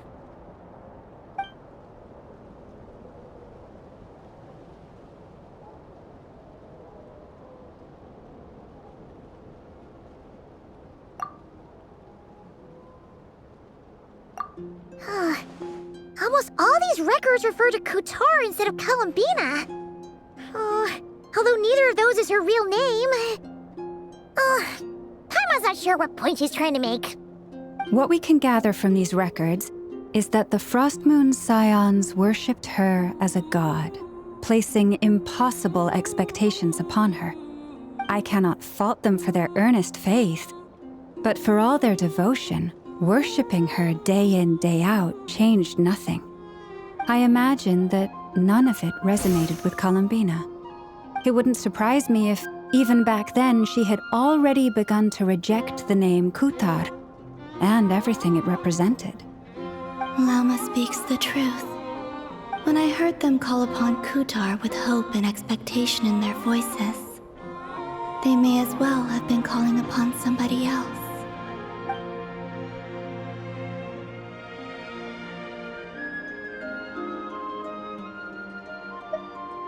Well, that's a bit complicated. I looked at the level of detail, perceived authenticity, prose style, and how realistic their portrayal of Kutar seemed to be. Amongst the Frost Moon Scions of today, only I know of her existence, and I alone have spoken to her face to face. As such, I know that there are certain things she simply would never do. That being said, I have sensed some changes in her lately. Changes? Me? Seems like this is getting us nowhere. For what it's worth, why don't we check the unreliable sources too? Sure. Give me a moment.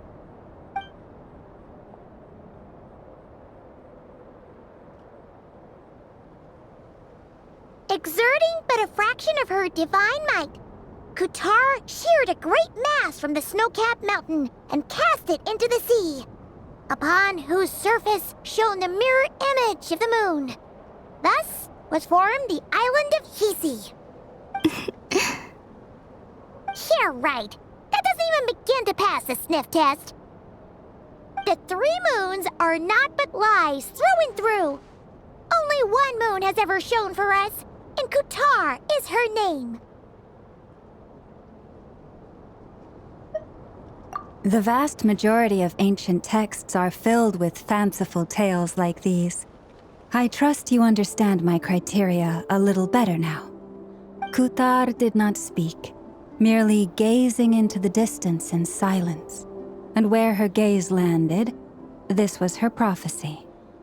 Clearly, whoever wrote this text never even met Kutar. Otherwise, they'd know that her eyes are always closed. What about you, Traveler? What are you reading?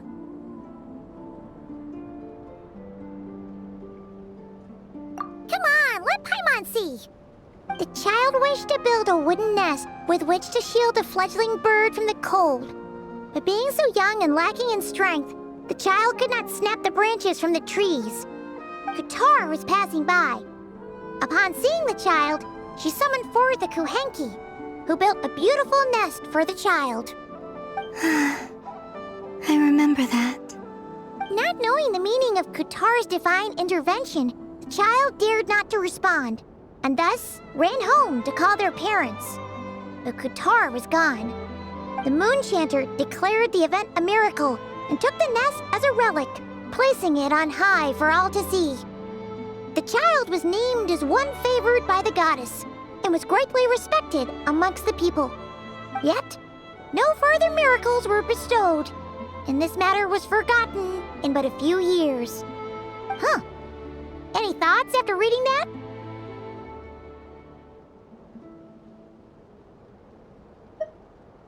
Yeah. Columbina probably just wanted to join the kid in making nests. Ah.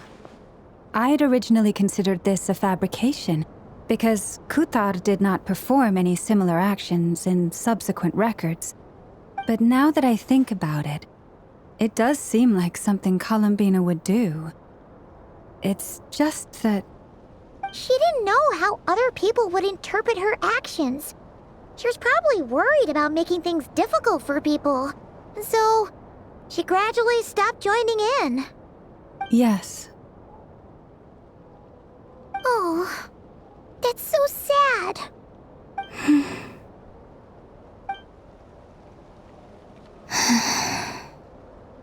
And now, I can make no such gestures of warmth, even if I want to.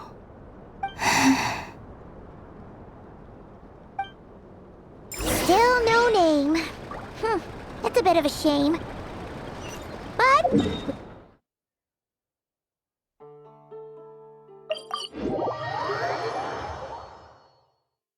Varka said he was gonna set up a meeting with Arlecchino and Sandrone, right?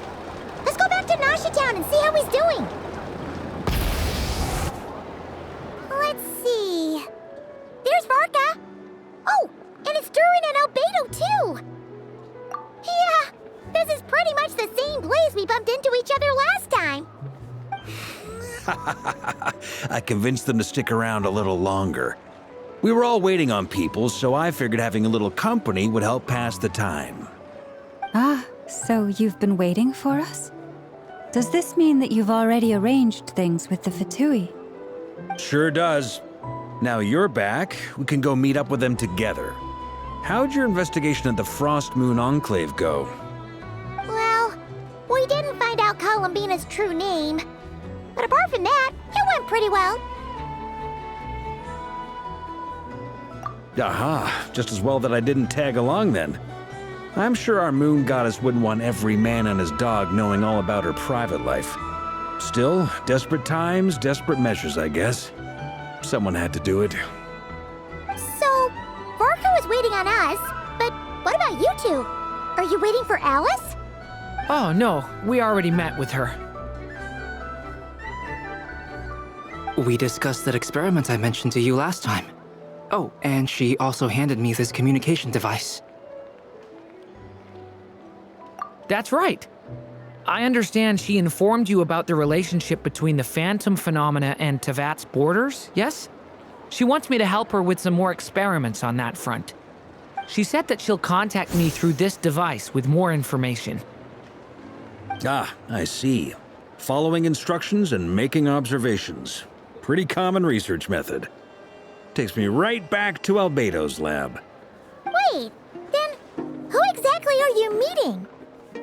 Someone you know. Albedo's met him too. But I don't think Miss Lauma or the Grand Master have been introduced. Introductions are overrated, especially in cases like this. It's you! So, it's not like the academia has prohibitions against going abroad. Also, I applied for leave. I've been writing to Hat Guy since obtaining a human form. I've already brought him up to speed on everything that's been going on in Nodcry. Hat Guy? Turns out, I actually have heard that name before. Oh? Then why did you react the same way I did? I only knew the name, not the fella. But since we're all here, let's do some introductions for what it's worth. I'm Varka, Grand Master of the Knights of Favonius. Lauma, Moon Chanter of the Frost Moon Scions. And I'm a Driosh from the Vahumana Darshan of the Sumeru Academia. Hat guy. Good to see you again, Mr. Guy. I believe we last saw each other on the boat ride here.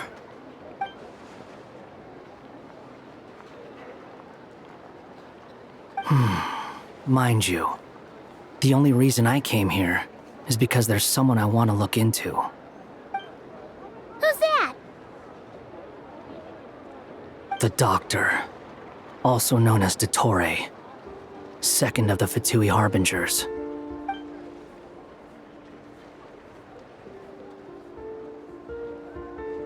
From the tone of your voice, it sounds like there's bad blood between you.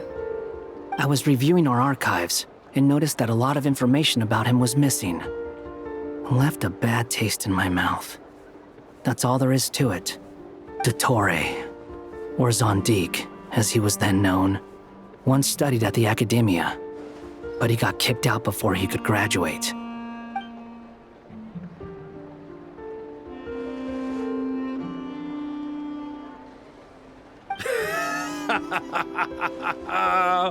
So the Harbinger's #2 man is a college dropout? How embarrassing for them. Last we heard, he was planning something. We actually heard that a few times before, even coming to Noctry, but we haven't seen a trace of him since we got here. He only appears when something interests him. For all we know, he might have left already. But the fact he did something here at all is worth noting. It'll fill a couple extra lines in his file. Why does it sound less like a file you're writing and more like a criminal record? Anyway, we were just about to meet 2 of the other Harbingers. Want to come along? You might learn a thing or two about him there. Sure. Even though they're Harbingers, well, they're old acquaintances of ours, so, you know, when you talk to them, try to be... I got it. The Frost Moon Scions' relations with the Fatui remain tense. Forgive me if I do not attend. In that case, we'll continue assisting Miss Alice with her experiments. Good stuff. Everyone's having a fruitful time. All right, we better get going. I'll lead the way.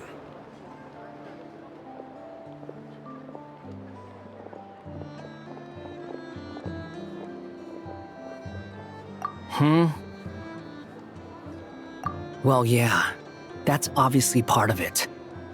But I'm not the only one who has a score to settle with him. Neither you, nor Lesser Lord Kusanali, nor I want to see him meddling with things again. What's the hurry? Don't worry. Pigeons always know which way home is.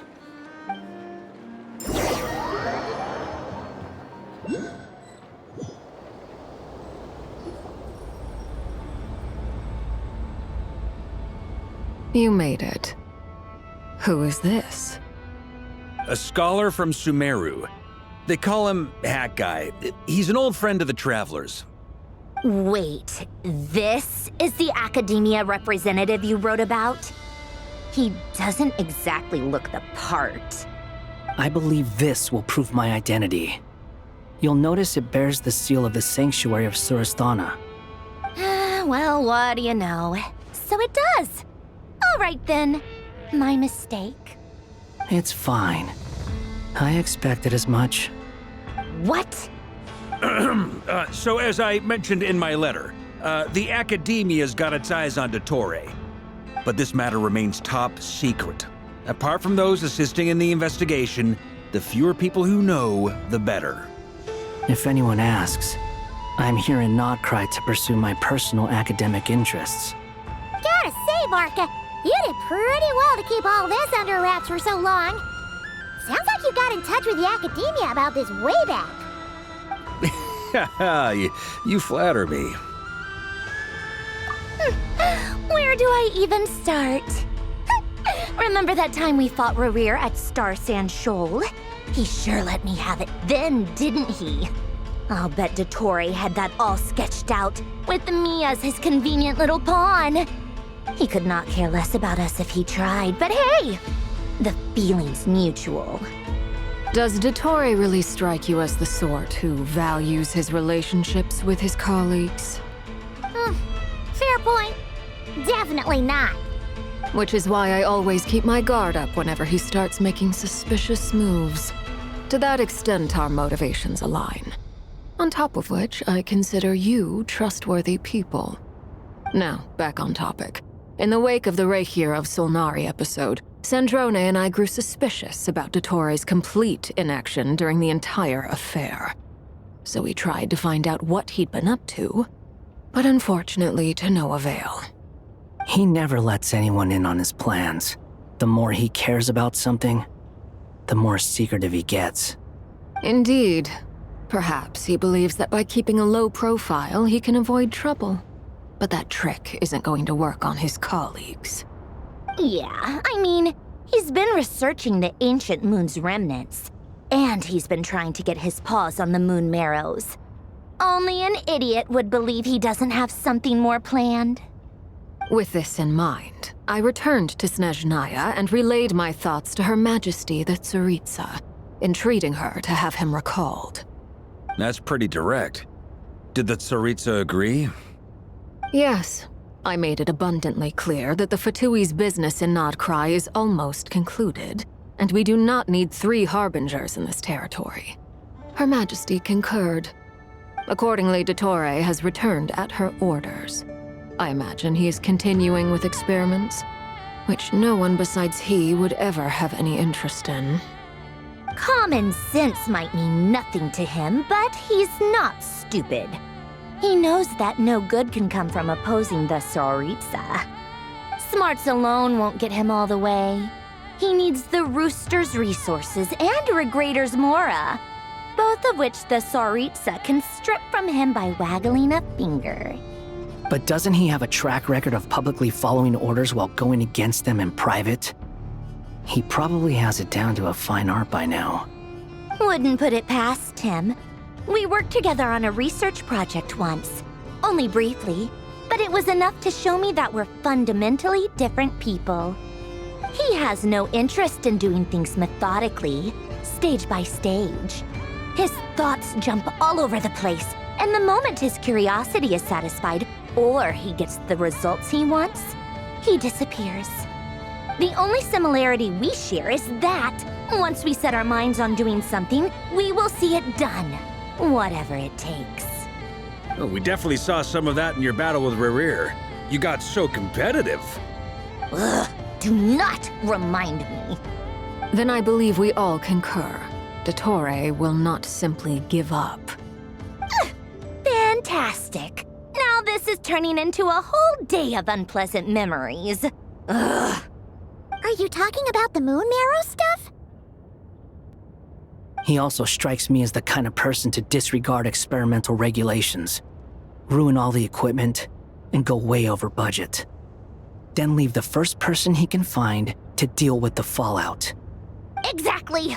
This one time, he was running some high-temperature experiment and the substance exploded. But does he care? No. He orders his subordinates to open the device so he can observe the results, which causes the gas inside to leak out. That gas was poisonous. If I hadn't been there, who knows how many people might have died. And after all that, he left while I was still cleaning up after his mess. What a waste of time, he said. Waste of time? The nerve! He wasted my time! You've been bottling that up for a while, huh? Hat guy, I must say, you seem awfully familiar with internal Fatui affairs, especially when it comes to Dottore. Thank you, Lady Harbingers, for providing such valuable information. I have no other questions for now, so I'll be on my way. Wait, what? You're just gonna leave? You're welcome to join if you want. Ugh. Just when Paimon thought he'd finally mellowed out. He makes quite the impression. I'll say. I've met tons of headstrong people, but not many of them would join me in bad-mouthing the Torre. Anyway, back to the main agenda. Barca, you said that Columbina has gone missing? Or rather, disappeared. Yeah. We're working on building a connection between her and this world. The simplest method is to find out her real name. I've actually asked her that question before, but she said she didn't know. Considering our relationship, I doubt she was lying to me. As far as I recall, she was never dispatched by Her Majesty to claim a gnosis or anything like that. The Tsaritsa's plans had long contained a place specifically for her. I always thought that was weird. What could she do that the rest of us couldn't? Knowing what we do now, it's probably something related to Kavaki, right? More than likely. When she first arrived, Columbina would often go to Her Majesty and ask when she could start the task assigned to her. But Her Majesty always gave the same reply. The time has not yet come. So she spent her days in Snezhnaya doing basically nothing.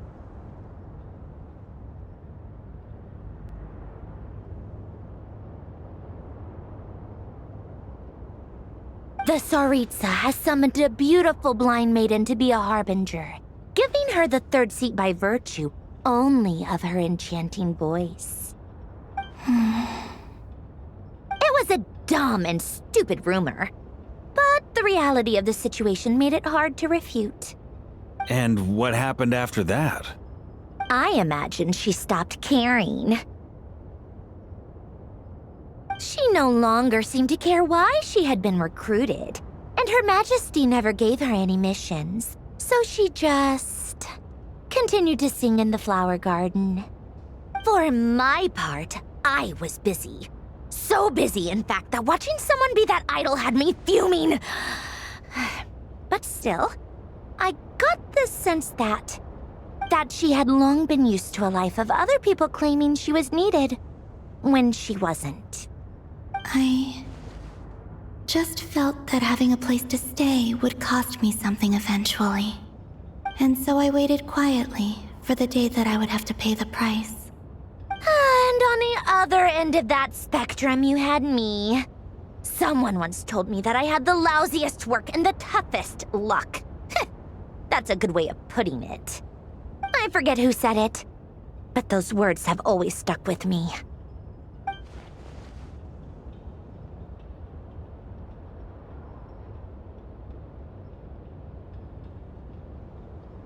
But you've done your job exceptionally well all this time. Because at heart, you are a conscientious person. What is it? Something come to mind?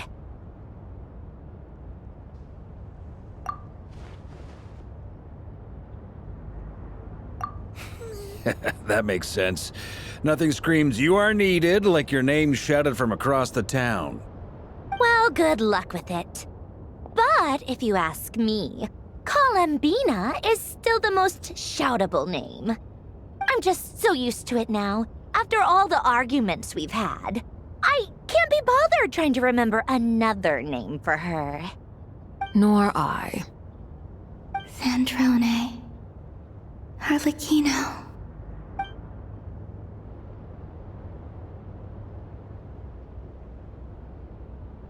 Huh! It's a Sealy! Does that mean Nicole has news for us? Ladies, I thank you for your hospitality. If the chance ever comes up, I definitely owe you both a drink sometime. I'm sure it will. You can make your own way out. Heck, you've been here enough times, you probably know your way around better than I do. Okay, time to do what adventurers do best. Follow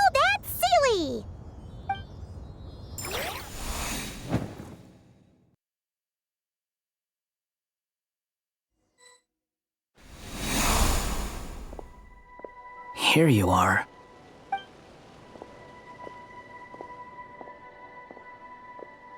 Oh, that guy.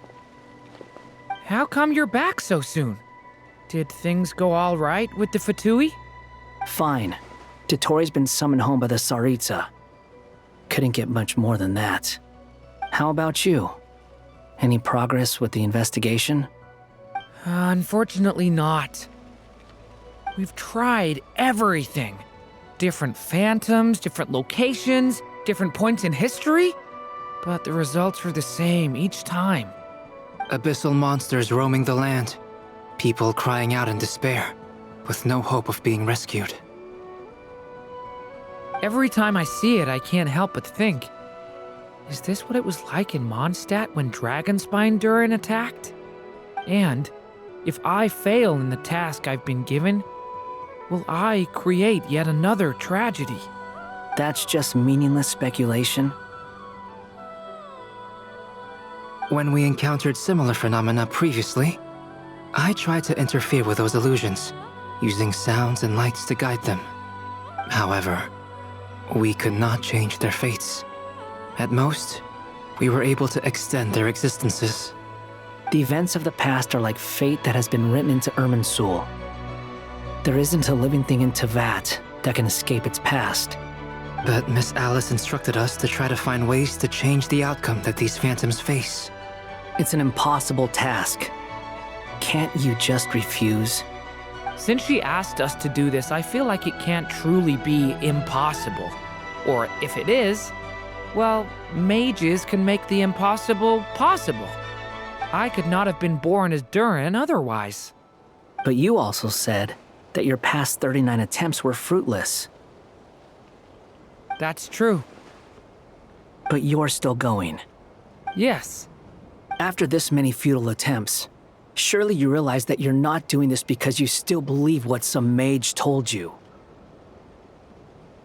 It's because you want her hypothesis to come true.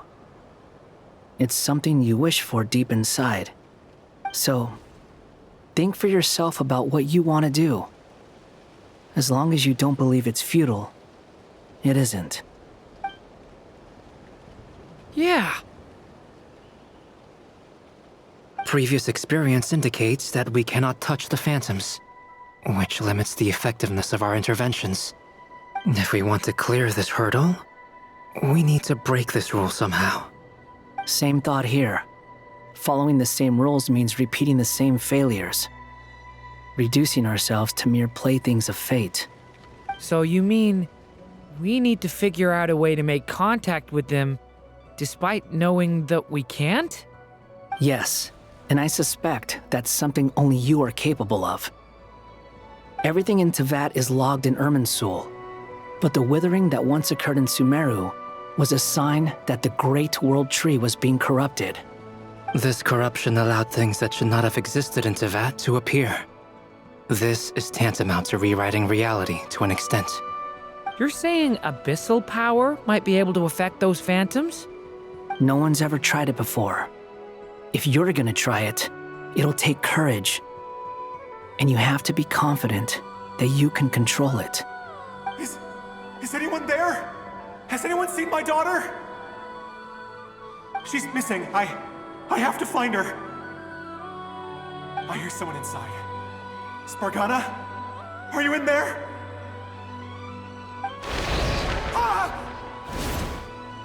If I can use my abyssal powers to warn him that there is danger here, maybe it'll change his decision. Maybe he'll stay away. Yes. The important thing is not the nature of the power, but rather how you use it. To intimidate and obstruct. Sounds about right for the Abyss. Well, let me try. I should be able to influence that thing. Have you seen a little girl? What? This isn't the time for that! Just run!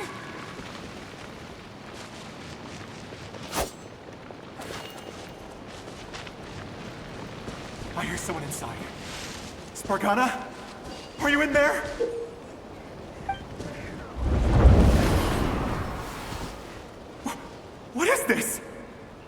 dangerous. I should get out of here.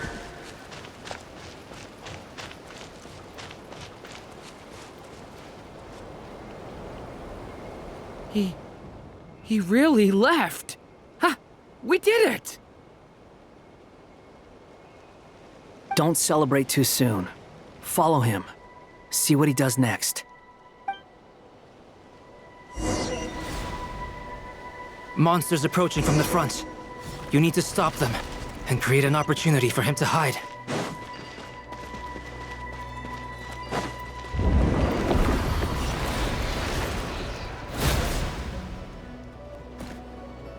Help me!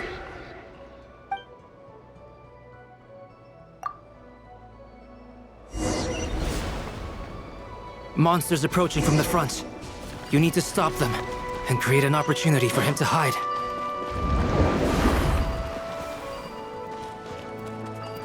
No! There's monsters ahead!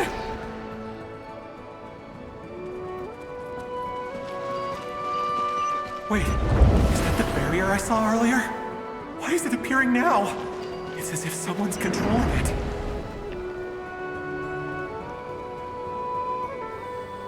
The monsters are gone. Is it...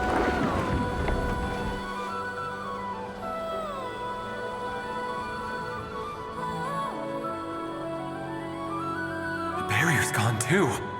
How odd. Anyway, I guess I'll keep going. Quickly, let's keep up.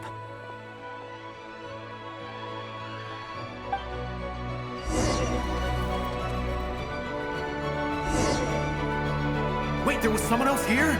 Don't go any further. We've got anti-monster traps laid out everywhere. But my daughter must just be up ahead. I have to go. This way's blocked.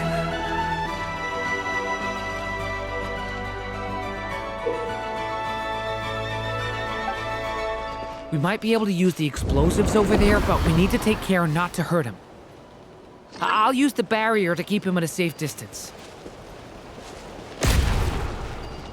This barrier seems to be helping me somehow.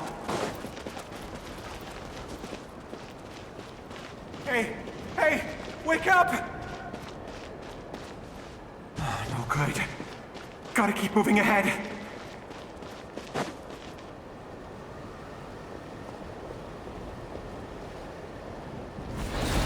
So many monsters! There's still a chance, Durin. Use the traps.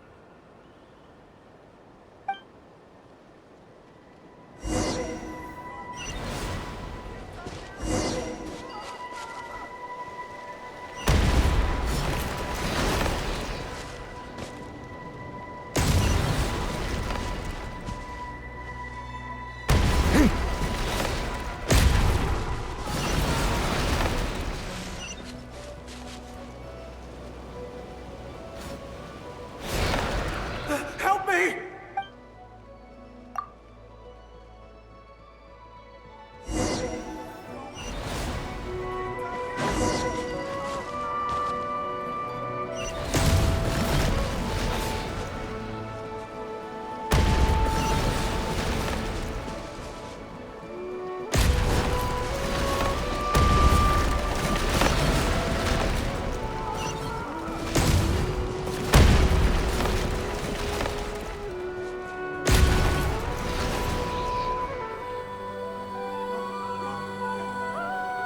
This is a new development. I've never seen this happen before. We might just be able to save this person.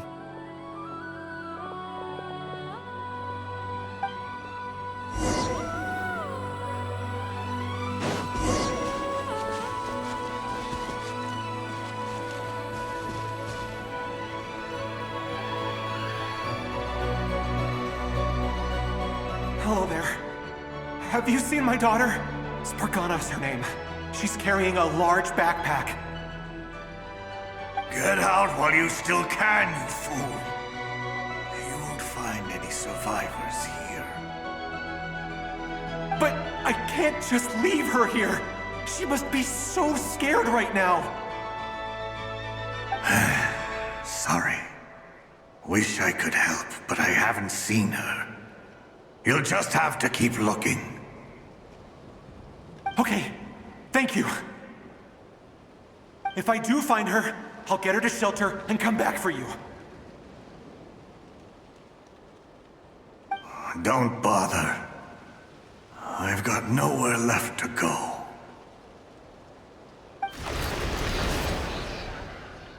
What's that noise? Monster! No, if he goes inside, he'll be walking into a trap. Let's try this once more. This time, we have to stop him.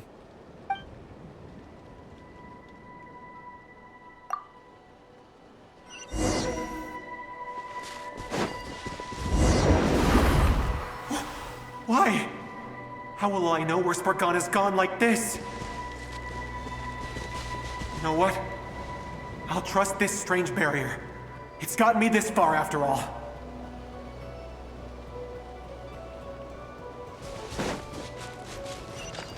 What? What's this? Hey! Let us out! Spargana, are you there?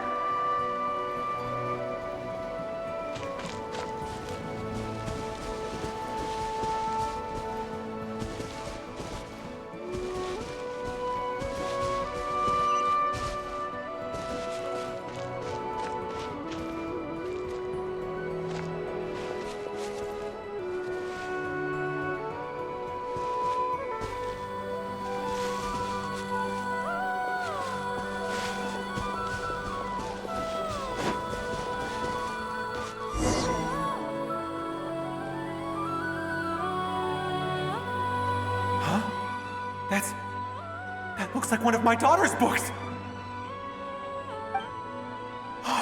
Thank you. Thank you! Yes, it's one of hers for sure. That's her name on it right there. She left her backpack here.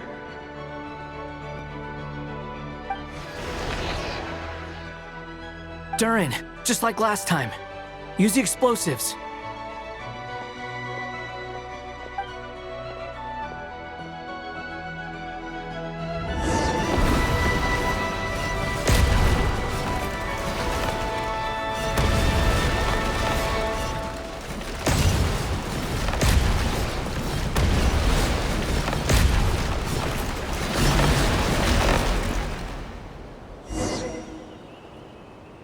It won't work. There's not enough left. If he makes it in, he'll die. But then, this clue could be the key to him finding his daughter. It might not be the only one. Better he misses that clue than loses his life. I guess so.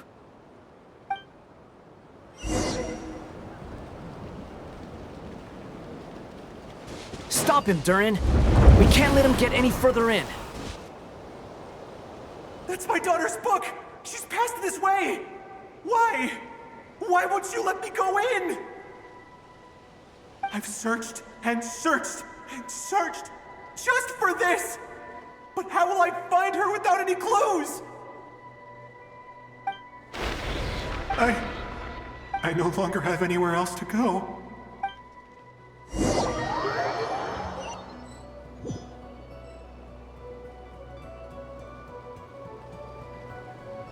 I'm sorry. I'm so sorry. He refuses to go anywhere else. Whether he opens this door or not, all that awaits him now is death.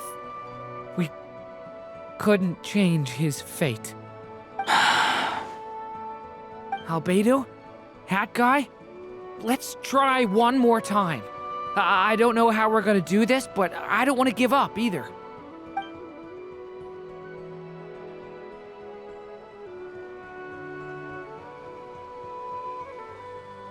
Why am I here? What's going on? All these scenes running through my head.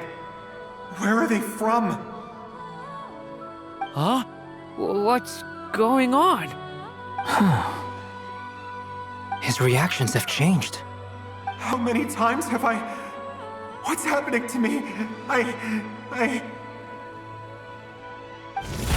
Huh?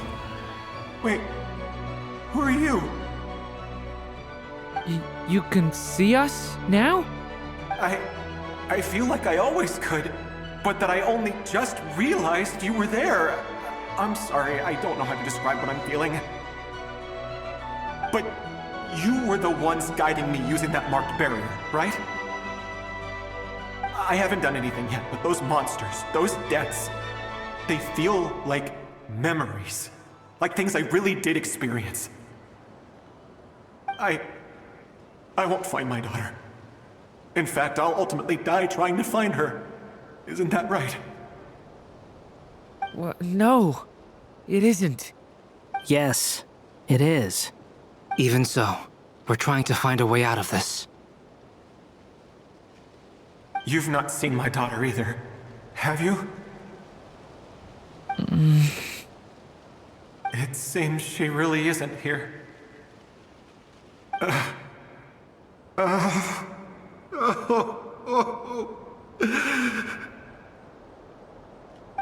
I'm sorry we couldn't help you.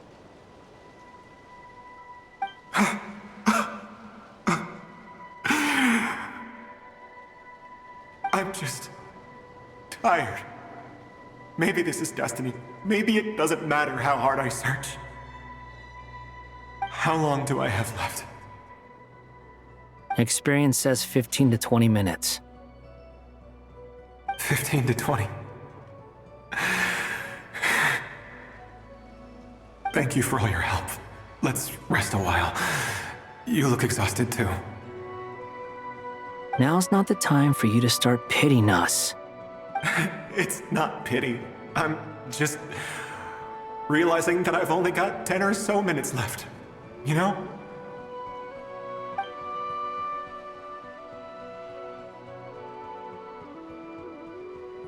You say you're from Mondstadt, yes? A place with windmills, where people enjoy limitless freedom? And you're from Sumeru, where they've built an academy into a giant tree? Yes. It seems you've never heard of either place. Those names are unknown to me, I'm afraid, yes. Have you heard of Hyperborea? I have, but I heard that it was destroyed in the distant past. I see. That was where my ancestors once lived. What about Delphi Pytho? Was it later rebuilt? I've never heard that name. Then what about Sal Vindaknir? I have seen that name on stone tablets on Dragonspine. But I'm afraid the only things left of that place are its ruins. I see. Sure enough, there was no way to turn this around, huh? I'm sorry. I was the one who asked to chat, but it seems like we're too many ages apart. There's barely any common ground to start from. It's all right. We did hear something new, at least. From how you speak of your lives, things must be going all right for you, I guess. They are. Mondstadt is a place of freedom and happiness. There's a lot of good people in the church and the Knights of Favonius, and even outsiders find that it's an easy place to feel at home. We have festivals a few times a year. Everyone gets together to drink, sing, and be merry. Sumeru is a lot more uptight. Not really the kind of place where you can relax. It's a nation fraught with problems wherever you look. But if all you want in life is to seek knowledge, I guess it's pretty much paradise. That's wonderful. In other words, after this all-devouring black tide passed, humanity did not merely avoid extinction, but rose to build prosperous civilizations anew. I mean, I can see you all right now. That must mean the future isn't a total mess, right? That's true. Well, time's almost up. Let's part ways, I think. Might be best if you don't waste too much time on me. The chances are slim, I know, but I'd like to spend these last few minutes looking for Spargana. If things work out, I'd love to tell her about what I've heard. May we meet again. Well, or not, most probably. In that case, may your wishes come true.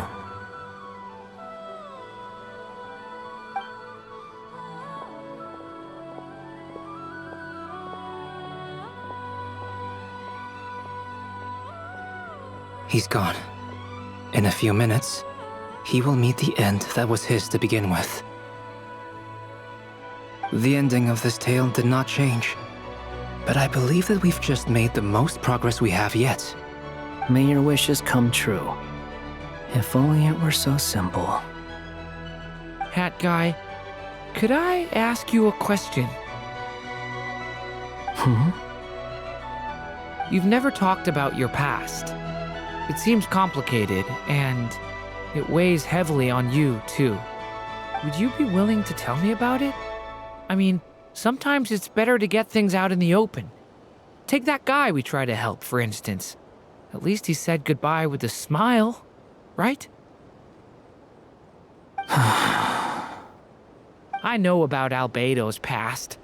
Our experiences are very similar, and he created me. As for you, you're my first friend, and you've witnessed every step I've taken.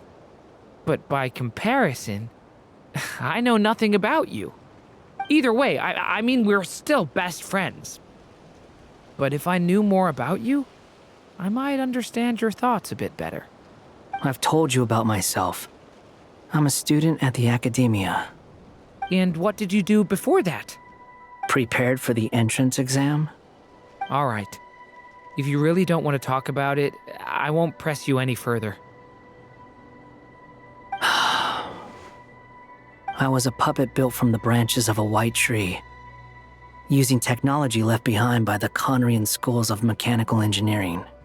A white tree? You mean an Irminsul tree? Yes, a branch of Irminsul that was once connected to the main tree. So you had a human creator too? Yeah, but my creator abandoned me after deciding that I was a failure. After that,